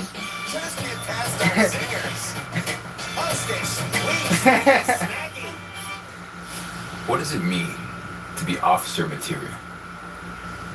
But like I said, guys, probably only an hour left. Maybe not even. Maybe only just 30 minutes left. Because on Netflix, they do like to end around 10 p.m., 10:30. I never really liked it like that. Traditionally, it was always, for me, 9 p.m. to 11 p.m. That's how it was. That's what I miss. When they started doing 8 p.m., I was like, oh, goddamn, here we go. But again, in America, ladies and gentlemen, if you know anything about television, those are primetime hours. You want to start at 8 p.m. That's why sports starts at 8 p.m. Anything that's kind of important, there's primetime hours. Look it up if you don't believe me. But basically, WWE wants to secure that slot for that specific time because they feel like that's when the most people in America are kind of watching TV. It's kind of been that way for years. Maybe not so much anymore because of now everything with Netflix and all these apps and smart TVs and everything. I know cable has kind of died off.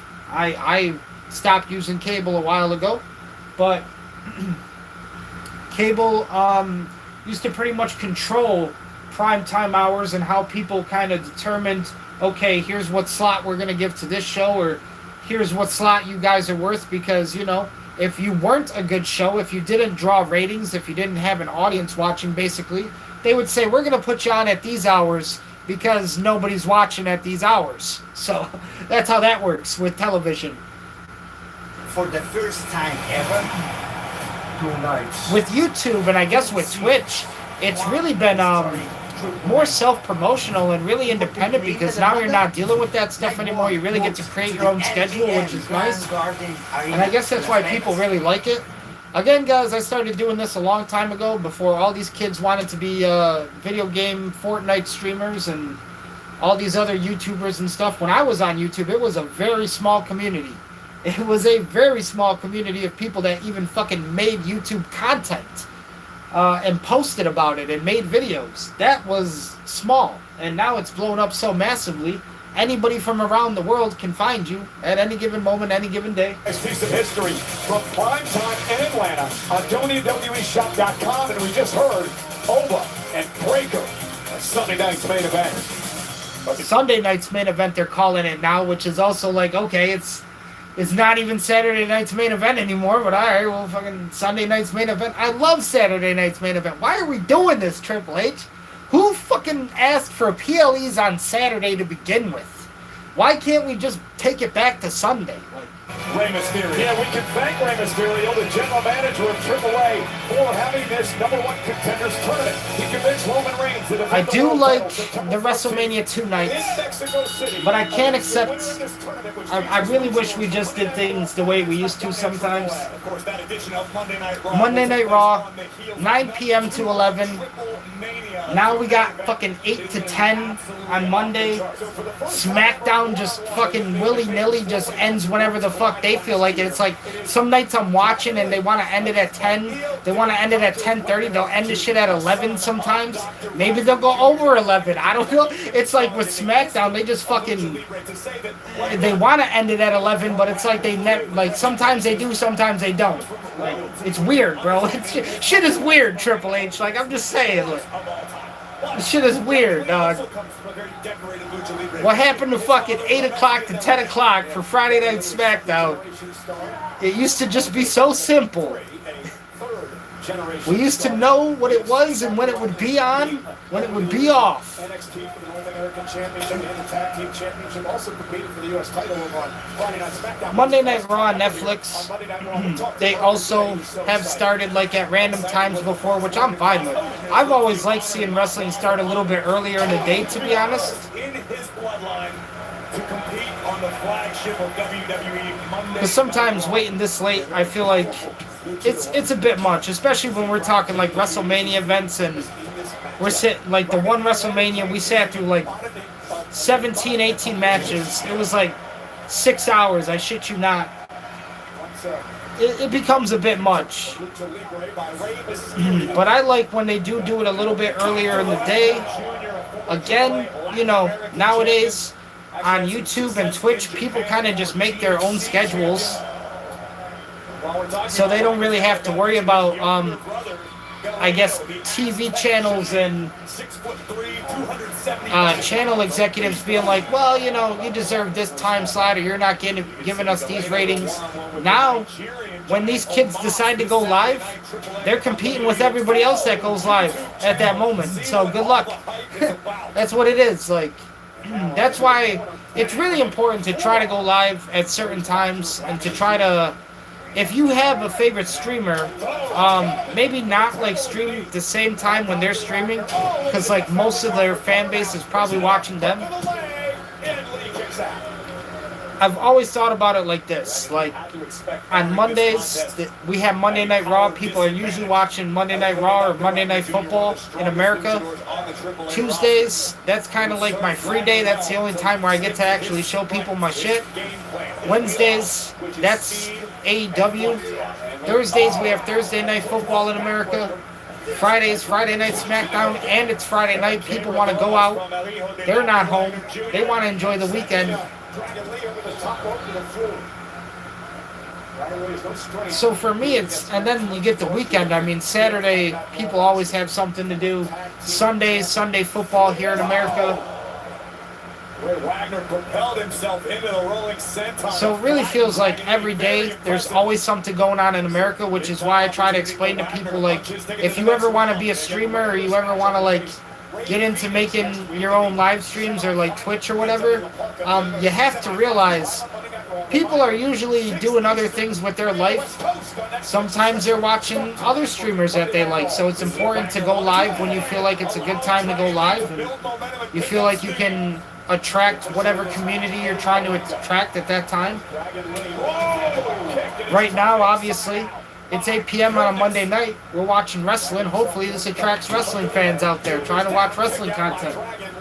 Dr. Wagner Jr. has taken control. Dr. Wagner Jr. But really, it's, you know, once you go live on Twitch or YouTube, all those kids, you know, they don't even take into consideration They don't have somebody telling them, well, you know, you belong live at this time because you're not really doing this or you're not really giving us these ratings or anything. They just decide to go live because they just want to play the game and shit.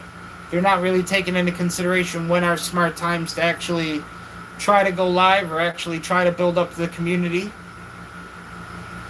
For them, it's just, oh, I'm about to play, let me go live. Which I understand. I at one time too was in that environment. I at one time too was a Call of Duty pro who wanted to show the world all of my skill and all my potential. Until Call of Duty fucked me over and they came out with Advanced Warfare, and I said, yeah, no, I'm gonna retire. I'm gonna retire before you get the chance, Call of Duty. Don't you worry. Last time I enjoyed it, ladies and gentlemen, Ghost. That was the last one. Always said there should be a Ghost 2. They never made a Ghost 2. I couldn't tell you why. Again, I've always said there should be a sequel to Ghost. Call of Duty, what the fuck? Raven and Sledgehammer. They ruined it. That's who ruined it. But Ghost was the last time I ever enjoyed and played professionally. Insidious movies I'm not too big on. A couple movies coming out that I still would like to see. I believe it's called Wile E. Coyote versus Acme, or maybe Roadrunner versus Acme.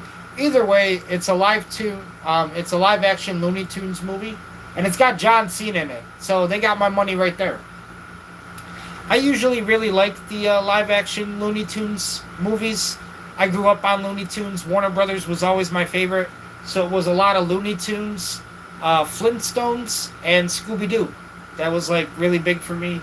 And then of course Cartoon Network. Once they came out with Ed, Edd and Eddy, Courage the Cowardly Dog, Kids Next Door. That was like, I mean, and then Grim Adventures of Billy and Mandy. I mean, those were like, that was my childhood right there. So I grew up on a lot of Warner Brothers stuff.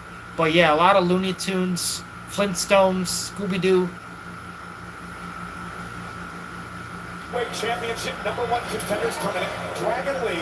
So I really do want to go see that new Looney Tunes movie.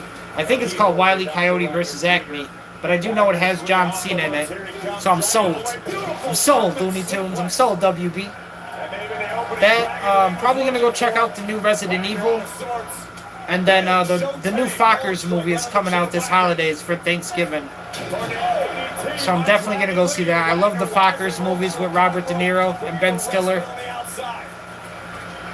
They're really fucking funny. And the last time I saw a Fockers movie, I actually seen it in the theaters with my dad.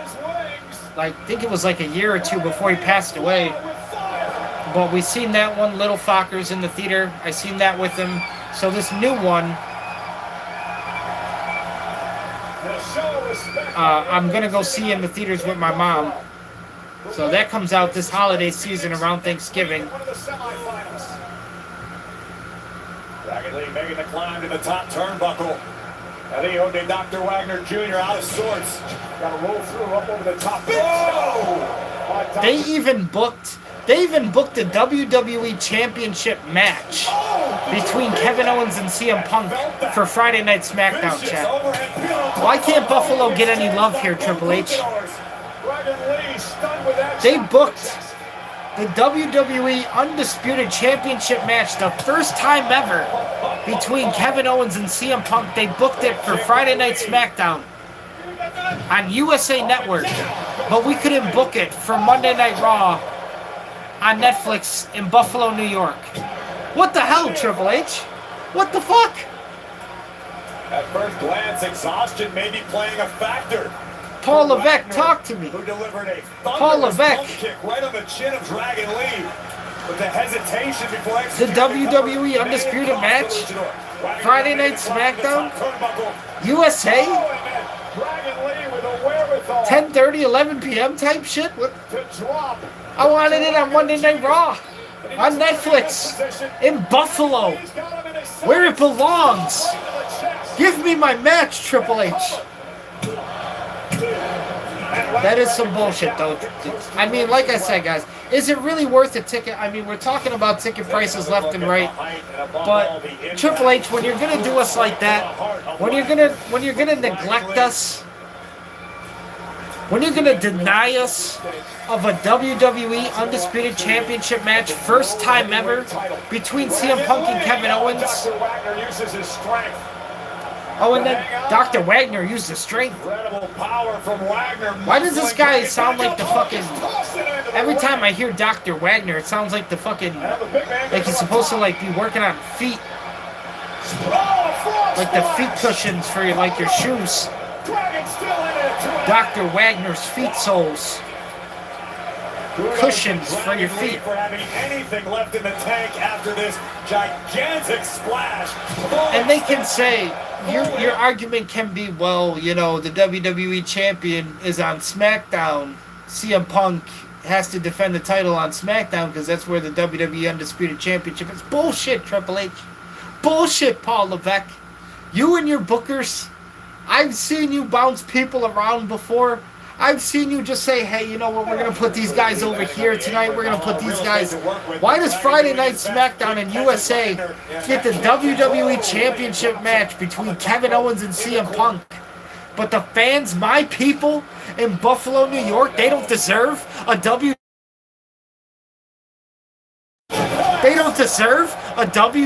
Championship main event, Paul Levesque?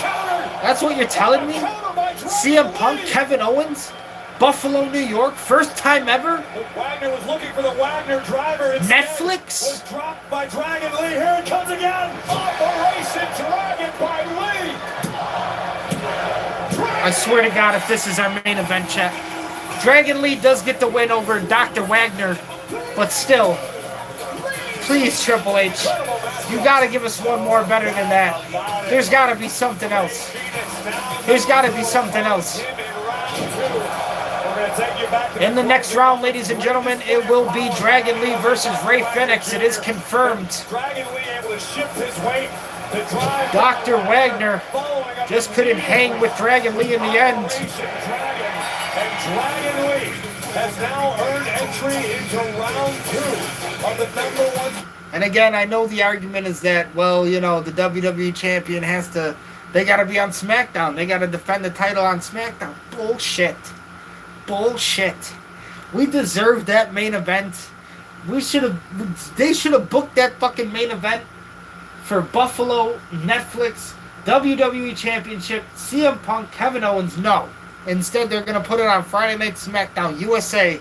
The fans are going to be watching until 10:30, 11 o'clock at night on a Friday night just to see the main event championship match. October 17th. October 17th, the day before my birthday. It is the Hawaii Live Tour. WWE returns to Hawaii. Newly added Saturday Live. Oahu. Aloha. Time via Ticketmaster.com. Fans can purchase tickets during the exclusive pre-sale beginning this Wednesday. Hawaii is beautiful. I'm not going to lie. It's gorgeous over there. But ladies and gentlemen, we were clearly denied a main event championship match. Like I said, no main event was ever made for Buffalo, New York tonight. There's Buffalo again. And there's Eminem also rapping. While we get a shot of Buffalo. But how are they going to deny us the WWE Undisputed Championship match? We never got a main event booked. They booked a fucking main event for Friday Night SmackDown last week between CM Punk and Kevin Owens. And I don't want to hear, oh, well, these guys are on this roster, these guys are on this brand, these guys are on this brand. We don't do that no more, Triple H. I thought you said fuck the draft. I've seen so many people bounce around over the last few months. It's not even funny. I don't even think they did a draft this year. They just said, fuck it, we're just going to send them wherever we feel like it. We're just going to book them wherever we feel like it, right? Rey Mysterio comes out here to save us. Okay, it sounds like the main event is going to be the Intercontinental Championship. We get the Intercontinental Championship main event, Chad Gable versus Rey Mysterio. that is a worthy main event, but still, little upset we couldn't get the WWE Undisputed Championship main event. Come on, Triple H. Netflix, Buffalo, the fans deserve it, my people deserve it, the Buffalo Bills are here for you. This isn't even the arena that they play at. You haven't even booked the wrestling event at the new Bill Stadium, but maybe one day we'll get there. I've asked you for it. I have put in my request. Even if you want to give us WrestlePalooza, I'll accept it. Even if you wanted to give me the bitch-ass WrestlePalooza, I'll take it. We'll take it. But the Buffalo Bills are in attendance tonight. This isn't even the arena that they play at. They've made the journey for you, Triple H.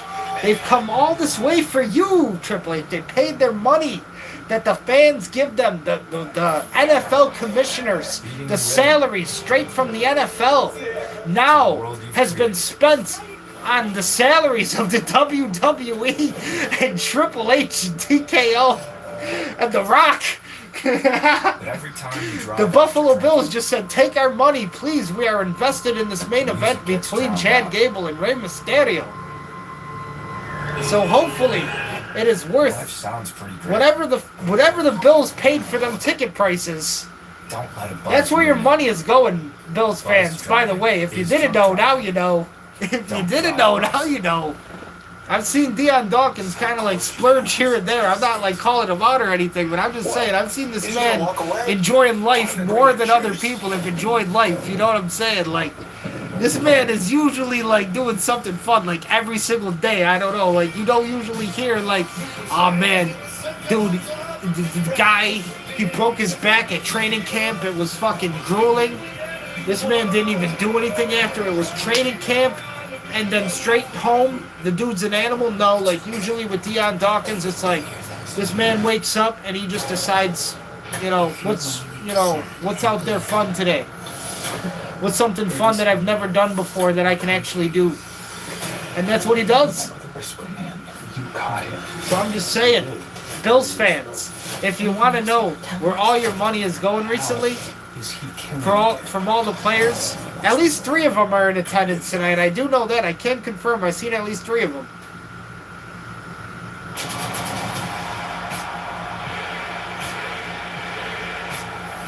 You can also buy tickets from WWE.com. Why not go directly to the source?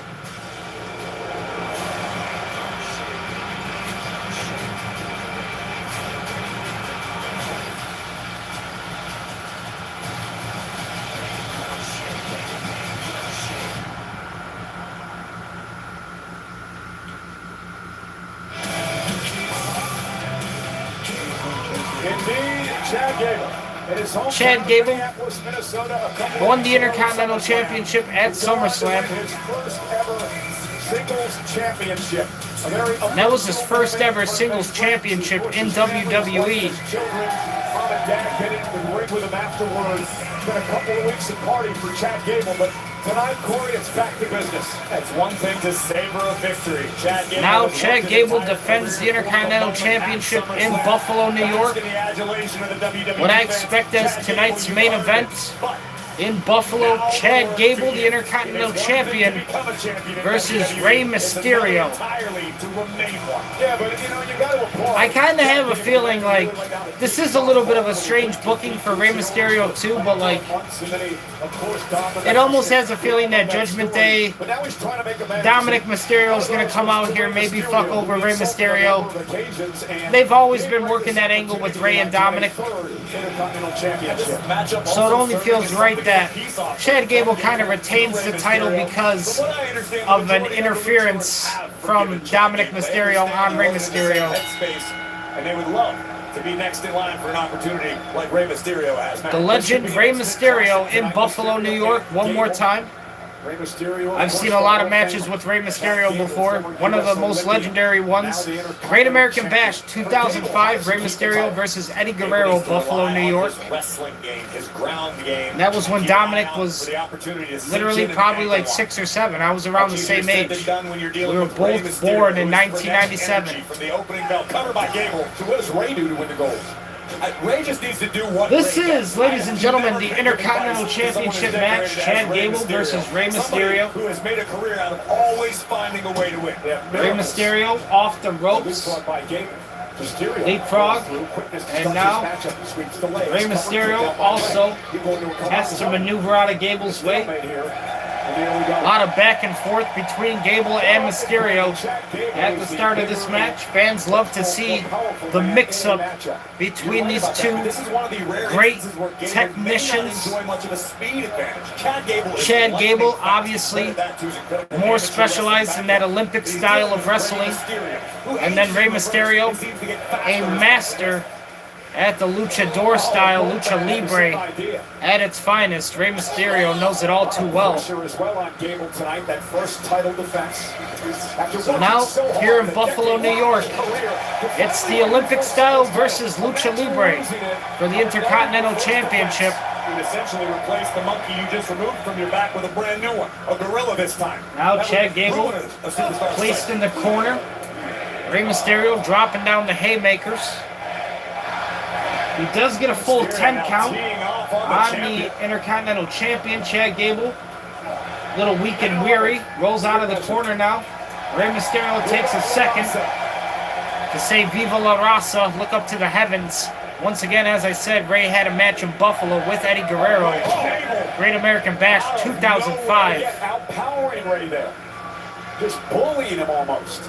And now Chad Gable back on the attack. Chad Gable definitely more powerful than Rey Mysterio, but I don't know if he's more fast than Rey Mysterio. Rey can still move. Even though Rey Mysterio at this point in his career has 5 times the legacy that Chad Gable has, Rey Mysterio can still move quick when he has to. Absolute freak of an athlete. Doing a good job But Chad Gable doesn't need to be that fast right now. He's just taking it right to Rey Mysterio with the power advantage. As I said, it's the Olympic style versus Lucha Libre for the Intercontinental Championship in Buffalo, New York.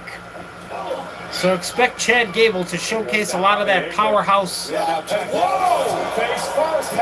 lot of that ferocious tenacity that you could expect out of an Olympic-style wrestler. Right now, recognizing he has an opportunity. Especially one of Chad Gable's. Oh, and down goes Gable. Ladies and gentlemen, Raw coverage category. Brought to you by Detroit. Chad Gable right now on the outside, laid out. After Rey Mysterio went flying. Mysterio's gained the upper hand. And that's what it's all about, the coveted Intercontinental Championship. I do see Chad Gable retaining the title, like I said tonight. I feel like something will happen with Dominic Mysterio on the Judgment Day. They've always been working this angle with Dominic and Rey, so it's kind of expected for me that Dominic's just going to fuck over Rey Mysterio in a championship match for the IC title. Ray with the right hands to Chad. And Chad Gable also deserves to hold it for a little bit longer. At least until, again, we can name a rightful #1 contender. Maybe even after Rey Mysterio, the next person who should challenge should honestly be somebody like Dominic Mysterio. Whoa! Gable! What a jackknife cover! Chad Gable. What a move by Gable! I've seen Gable execute a Northern Lights suplex with a Northern Lights suplex. He actually turned it into a fisherman suplex directly. Yeah, I was about to say it was a fisherman suplex as he hooked the leg. Gable weakening the ankle of Rey Mysterio to set A little bit of a alternative Northern Lights suplex because Rey Mysterio was on the outside on the ring apron. But Chad Gable hit the fisherman because he did hook the leg for the pinfall.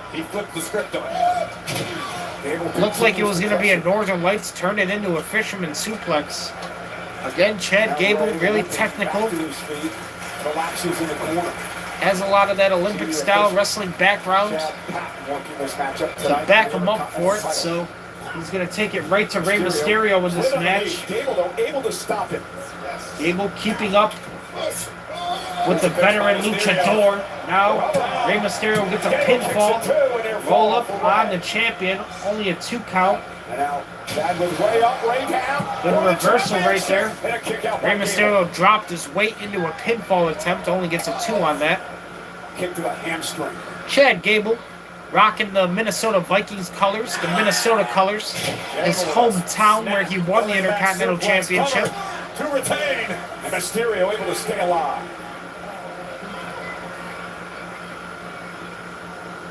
And it almost seems like recently we've been getting a perfect version of Chad Gable.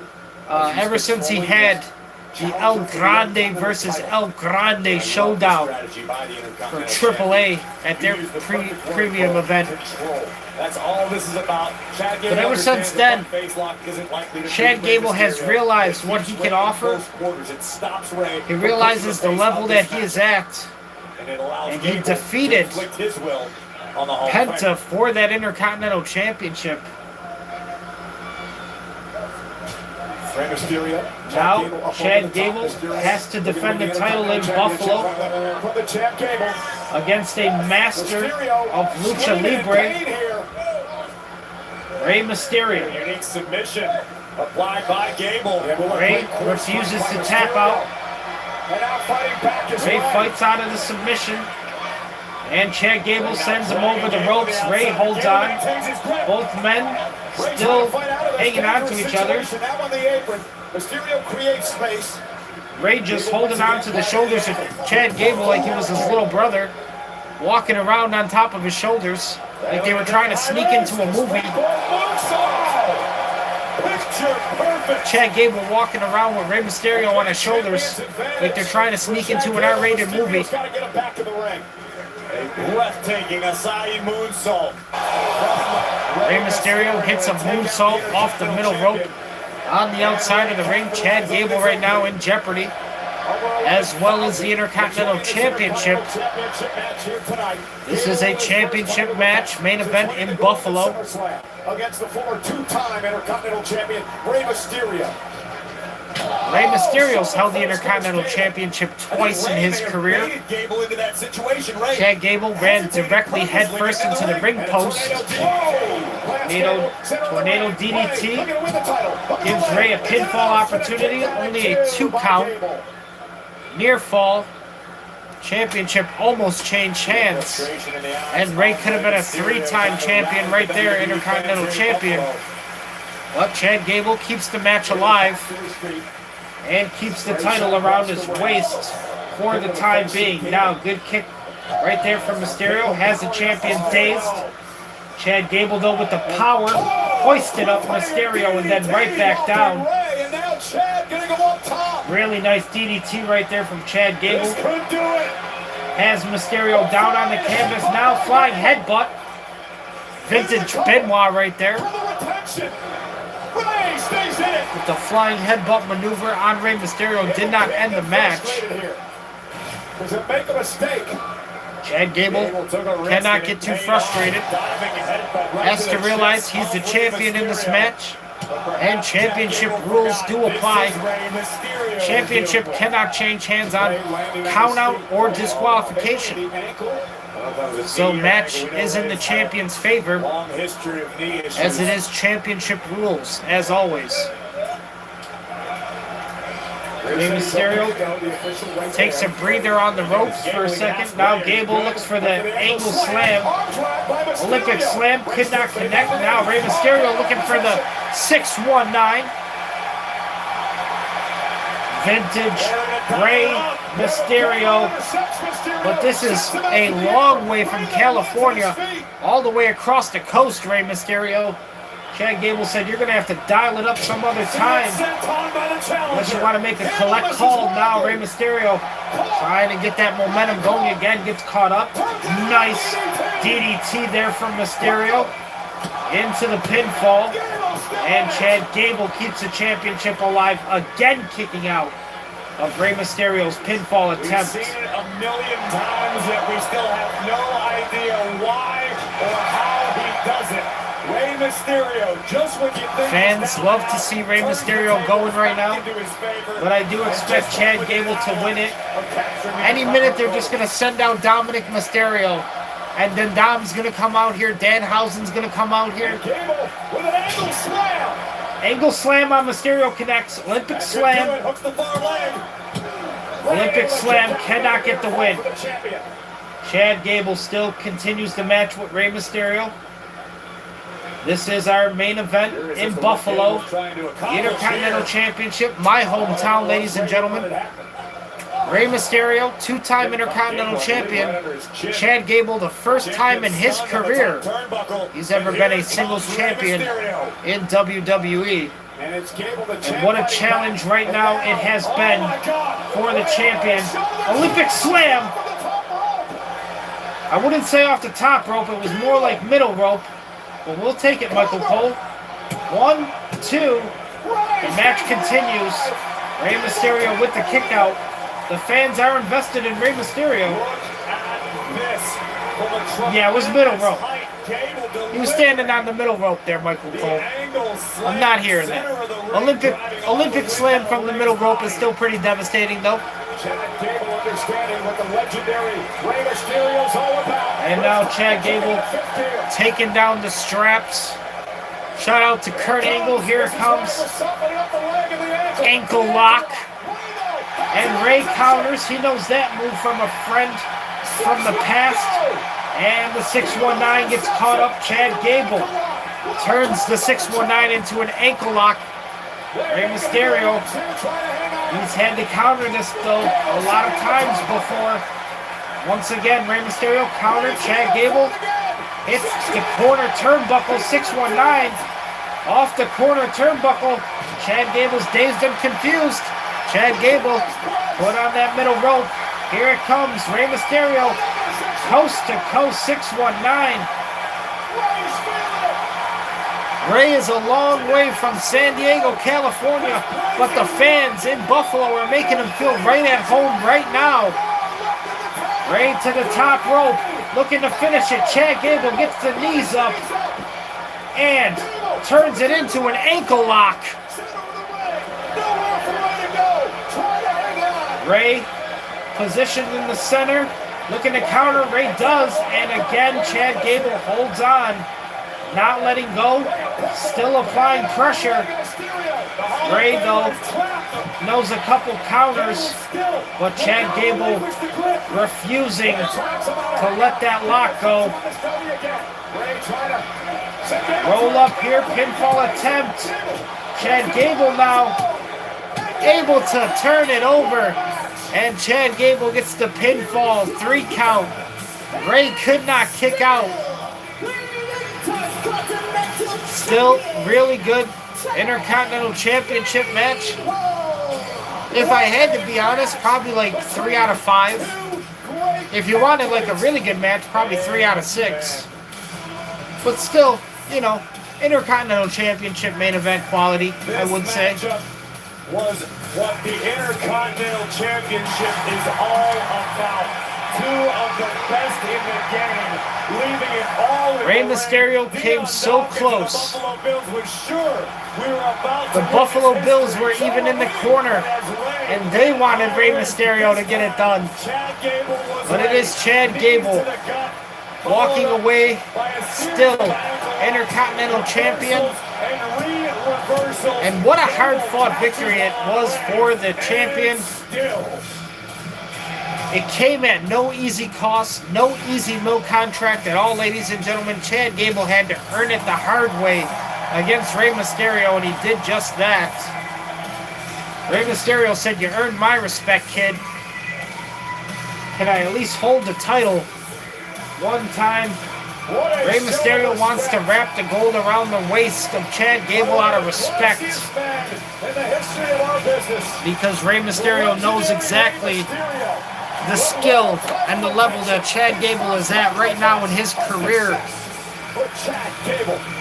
Chad Gable gets the W in Buffalo, still the Intercontinental Champion. Canada for Monday Night Raw here on Netflix. And a reminder, a special start time of 6 o'clock on the East Coast. Next week, Monday Night Raw in Ottawa, Canada. That's going to start at 6 p.m. Ottawa, you will witness firsthand. Raw next week, Ottawa, Canada, 6 p.m.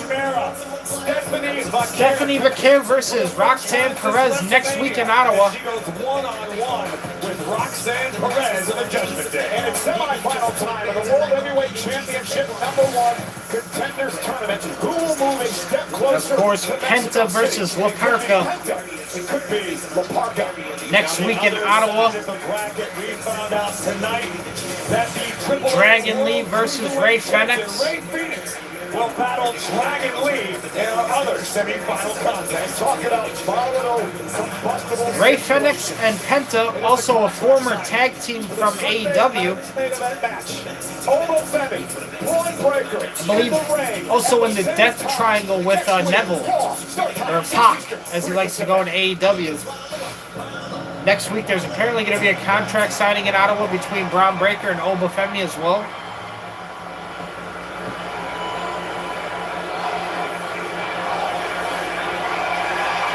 And the OTC has arrived. The Tribal Chief is in Buffalo, New York, getting handed big gold, that championship, the World Heavyweight Championship, on the shoulder of Roman Reigns as he walks down to the ring in Buffalo, just arriving to the arena, the Sabres Arena, KeyBank Center.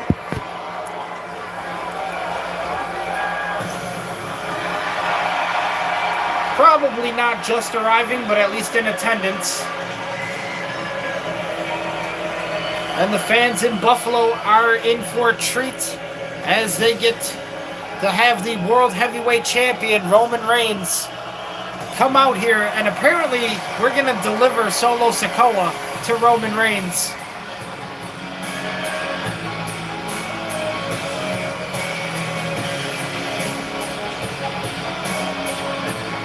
Ladies and gentlemen, thank you so much again for watching tonight, sticking with me here, hanging out. It's been a long day for me. I did not expect to have to put in like a almost 9-10 hour day at the Ilio DiPaolo restaurant when I went to work earlier. But it was a hell of a workload today. But we got it done 9-10 hours later. And now finally, I got to come home, relax for a little bit, do a live stream on Go See Otai, and now we're watching Monday Night Raw. Special watch along for you guys. This special watch along because they are live in Buffalo, New York. Again, I could not be at the arena with them tonight. I could not be in attendance, but ladies and gentlemen, we are watching live. And we are having a watch along. One day, hopefully, we can get the watch parties going even. You know, maybe I'll have a nice little setup going. I'll be able to get like 3-4 friends in here, maybe even a special guest, and we'll have a really good time. Then it'll be a watch party. Right now, they're just watch alongs. But thank you again, guys, for hanging out with me and spending time with me tonight, just checking out my channel, checking out my content, letting me talk about life and the way things have been, or the way things are going recently as well. She is here. We got another 8 advertisements to get through, so I'm going to go take a little 2-3 minute break here. I'm going to grab a drink, and when we come back, ladies and gentlemen, we are going to see the end promo for tonight. Solo Sikoa still going to get delivered to Roman Reigns. Whatever the fuck that means, we're going to find out. So when we come back, that's what we're going to see. Thank you again, guys. Let's all take a 2-3 minute break, and we'll be right back.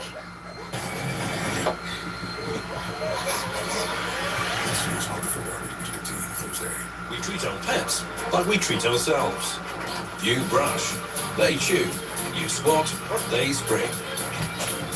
Healthy routines for you, healthy routines for them. Greenies make health a treat. Hear that? That's the sound of your life. Perfectly imperfect. But every time you drive after drinking, the music gets drowned out. Your life sounds pretty great. Don't let a buzz ruin it. Buzzed driving is drunk driving. Don't drive buzzed. At TrueWork, innovative fabrics and intentional design define work pants for every condition. T1 for hot days, T2 for all seasons, T3 for the cold. Find yours at truework.com. TrueWork, built like it matters. These are WWE ballers. Blind capsule meaning you don't know who you're getting until you open it. But let's be honest, you're hoping it's me. There are 10 commons, 4 rares, and 2 super rares. Available now at major retailers. Go find me.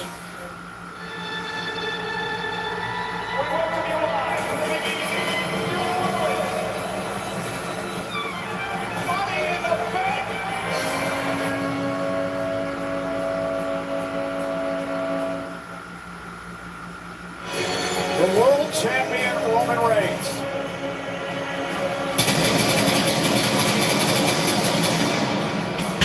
We back, chat. We back. The advertisements are over. Commercial break is over. We're back. We're live. It is Monday Night Raw in Buffalo, New York, at the Sabres Arena, KeyBank Center. Sabres just coming off of a playoff loss to the Montreal Canadiens. But the Buffalo Sabres recently made the playoffs for the Stanley Cup last season. Most current season. And now the Sabres Arena hosting Monday Night Raw tonight in Buffalo.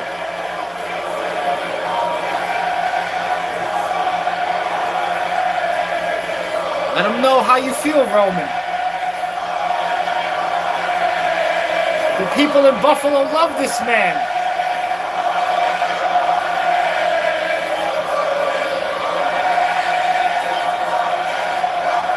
The people in Buffalo, New York have nothing but respect for their tribal chief. The World Heavyweight Champion. Current head of the table.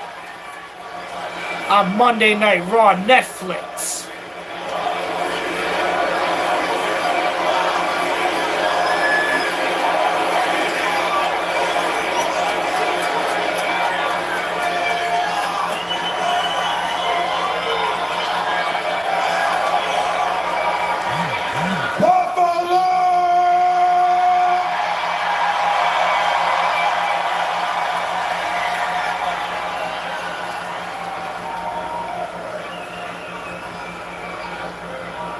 Acknowledge me. Buffalo has acknowledged the tribal chief, the world heavyweight champion, Roman Reigns. I am kind of, it is a bit upset that this guy in the back of Roman here, who could afford these tickets, apparently will turn down the volume on that. The crowd does get loud for the world heavyweight champion. But there's like a guy in the background just doing like dick sucking and like blowjob mannerisms, like he's making like the emotes with his hands and shit, like the gestures, like Roman Reigns is sucking dick and shit. It's just like, okay, bud, like, how did this guy even afford a ticket and yet he's gonna like act like that? But Roman Reigns has requested Solo Sikoa. At least though, the WWE and their production team, they just blur the guy out of the background. So now instead of being on camera, you've actually ruined it for everybody else because they're going to take everybody else out of focus. And now they're just going to focus on Roman. So you kind of ruined the shot for everybody else that you were around. When you want to act like that, when you want to act like a fucking idiot, the production team just says, oh yeah, we're just going to take the camera off for them and here you go. Solo Sikoa has arrived in Buffalo, New York as well.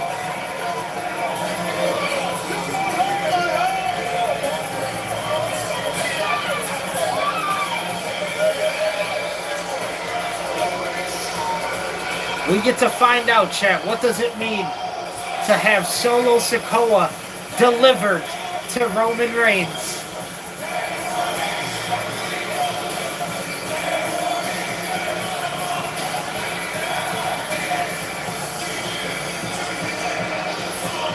Is this supposed to be like the formal reunion of the bloodline? Is that what it's... This is like the formal reunion? Officially? We've reunited the bloodline?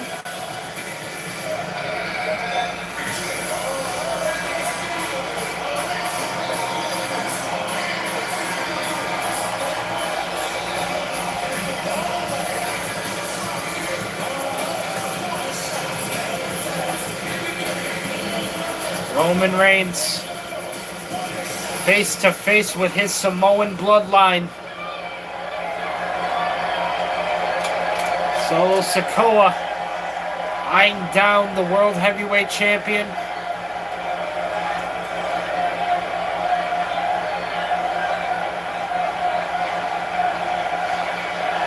Is in an official reunion. We gotta turn up the volume for this chat.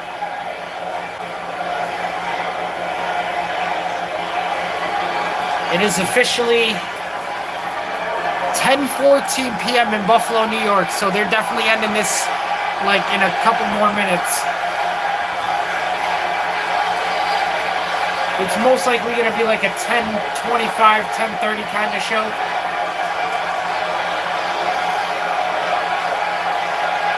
But it looks like we're going to, until 10:30 in Buffalo. They can say whatever they want, I don't care. Just the sight of you pisses me off. You see, I said this before, I'm a blessed man. I have everything that you could ever imagine.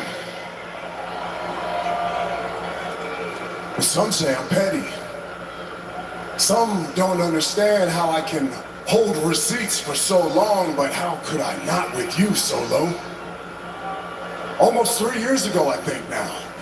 It was on Raw, the premiere of Netflix. Tribal Combat that I beat your ass in. The first ever Monday Night Raw on Netflix did feature Roman Reigns versus Solo Sikoa. So we put a little something together to remind you.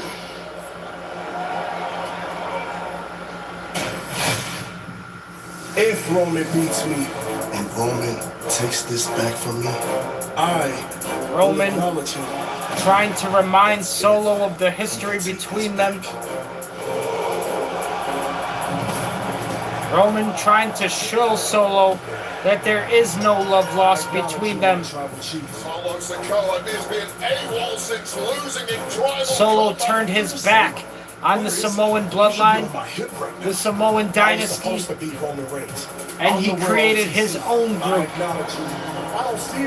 Roman Reigns does not want to accept Solo's apology, the reunion, whatever it is. This little game, like, I don't want to come back to the bloodline. Why would I want to come back to the family, huh? I acknowledge you. Everybody here loves where Solo's at, baby. It's just me, I need you to fall in line. And like I said before, I'm a really big fan of Solo. I do like Solo, and I like Jacob Fatu as well. I'm a really big fan of both of them. But it seems like with the Bloodline members, whether it's Jay, Solo, Jacob Fatu, once they all get hot, the fire dies out a lot quicker than it got going. You know what I mean? And it just seems to happen that way for all the Samoan Bloodline members, whether it's Jay, Solo, Jacob Fatu. We just seen Jacob Fatu receive a massive push, which I felt like he deserved, and it was well needed. But it really didn't, the push didn't amount to him defeating Roman Reigns. It didn't amount to Jacob Fatu becoming the champion and defeating Roman for the title. So if they were to do the same thing with Solo right now, I feel it would just have the same outcome. They don't see Solo in that position. But I always felt like Solo should have originally defeated Roman for the title instead of Cody Rhodes. If you guys ever watched a long time ago, I really wanted there to be a storyline between Solo and Roman for the championship before the whole Cody Rhodes everything, but Roman snatches the glasses off of Solo's face and steps on him. Why are you even looking me eye to eye right now? Why aren't you down on your knees begging me right now? We'll turn it up for you, chat. Roman Reigns has laid his hands. Jacob Fatu assaulting now Solo Sikoa, who has not acknowledged Roman since he's got out here. The disrespect from Roman and Jacob Fatu. Jacob Fatu Just a dog off his leash on He's not Solo too funny Sikoa. now, is he, huh? Solo Sikoa laying down in the ring right now. As a matter of fact, Solo, you're just gonna have to wait there for a minute. I got other business to handle right now. The twins, they call the play, they execute the play, they level up, and I want this to be understood right now. And the Bloodline had this planned all I'm from your the tribal beginning. chief, and these are my captains. These are main men. The Usos knew all along this was going to happen to Solo Sikoa, and they brought him out here to his demise to get humiliated in front of Roman and the rest of the Bloodline members because Solo turned his back on them and wanted to do his own thing, his solo thing.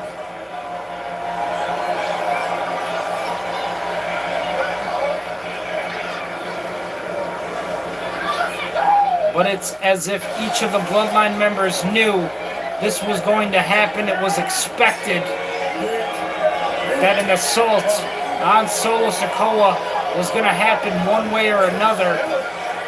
The easy way or the hard way. I couldn't tell you which one Solo picked. I couldn't tell you which one Solo picked, but he's definitely regretting his decision right now.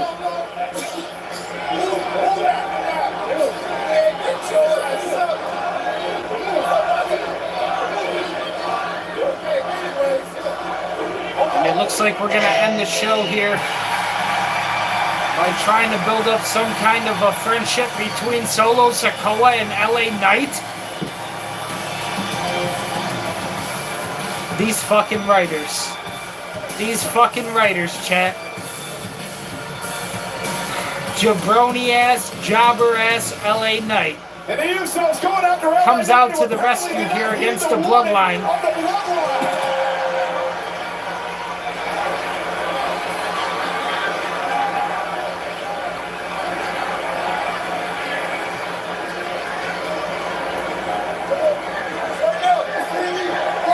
It's LA Knight standing face to face with the world champion until Jacob Fatu got involved.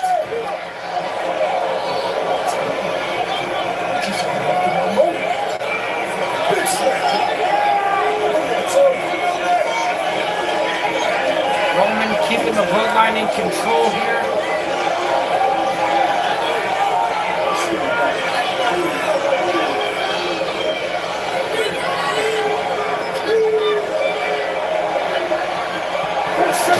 LA Knight receives a Superman punch in Buffalo, courtesy of the World Heavyweight Champion, Roman Reigns.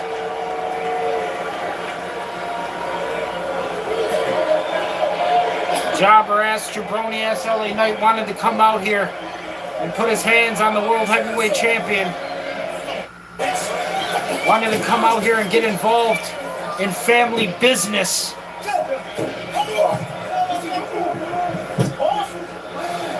Solo Sikoa now forced to watch his friend receive the beatdown. I brought you in. You gotta make some tough decisions now. Roman wants Solo to do it. Roman wants Solo to prove his faith, prove his loyalty to the Bloodline. Roman demanding that Solo Sikoa put his hands on LA Knight. You're here to serve. Come on, serve your family now. You know what to do. You know what to do. You know what to do, Solo. I'm sorry. I'm sorry. Do it. I'm sorry. I'm sorry. I'm sorry. I'm sorry. And Solo Sikoa lands the Samoan spike on Roman Reigns instead. Another backstab from Solo. Solo does not want to join the Tribal Chief. Solo does not want to join the Bloodline. Solo will remain Solo Dolo.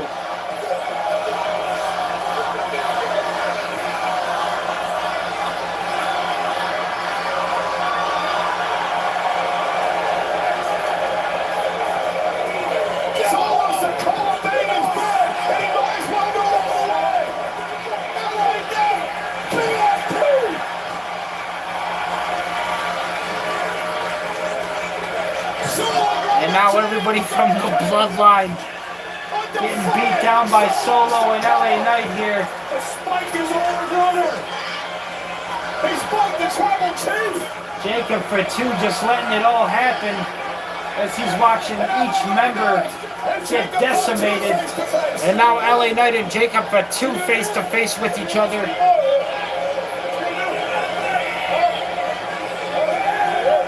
LA Knight face to face with Jacob Fatu. Like these two are about to get into a hockey brawl in the Sabres arena. LA Knight turn around. This time had Roman scouted.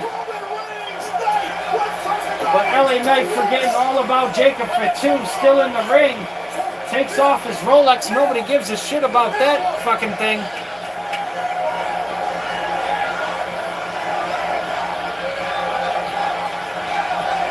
Solo and LA Knight back in the ring now. Roman is down. Jacob Fatu still watching over everything.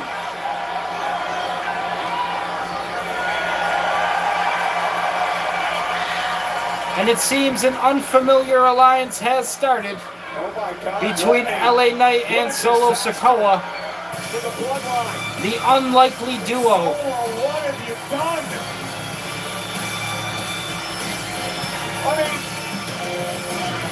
As they both find themselves in a feud with the World Heavyweight Champion Roman Reigns. Next Monday night, ladies and gentlemen, Ottawa. And that is it, ladies and gentlemen, for Monday Night Raw in Buffalo, New York, from the Sabres Arena, KeyBank Center in Buffalo. Thank you once again, guys, for hanging out with me tonight, spending some time with me to just hang out, talk about wrestling, talk a little bit about my life, and where everything has been, where everything's going. There you can see we got the Bills hat, rocking it for them. New season just started. Buffalo Bills, we're in attendance tonight at Monday Night Raw. Again, guys, thank you for checking out my channel. Thank you for all your support. Any kind of love you guys show the videos. Currently, I would like to reach 300 subscribers. That is my next goal for the channel. And once we hit 300 subscribers, we're going to do something special to celebrate, to show my appreciation for you guys. So, thank you so much again for letting me hang out with you guys, spending some time to talk. Thank you for checking out my channel, liking, subscribing, everything that you guys do for me, all your support, out of this world. Thank you so much. I can't say it enough. Tomorrow, I don't know if there's going to be a Ghostly Otai stream, because usually Tuesday and Wednesday are really long days when I have to work at Elio DePaulo's restaurant.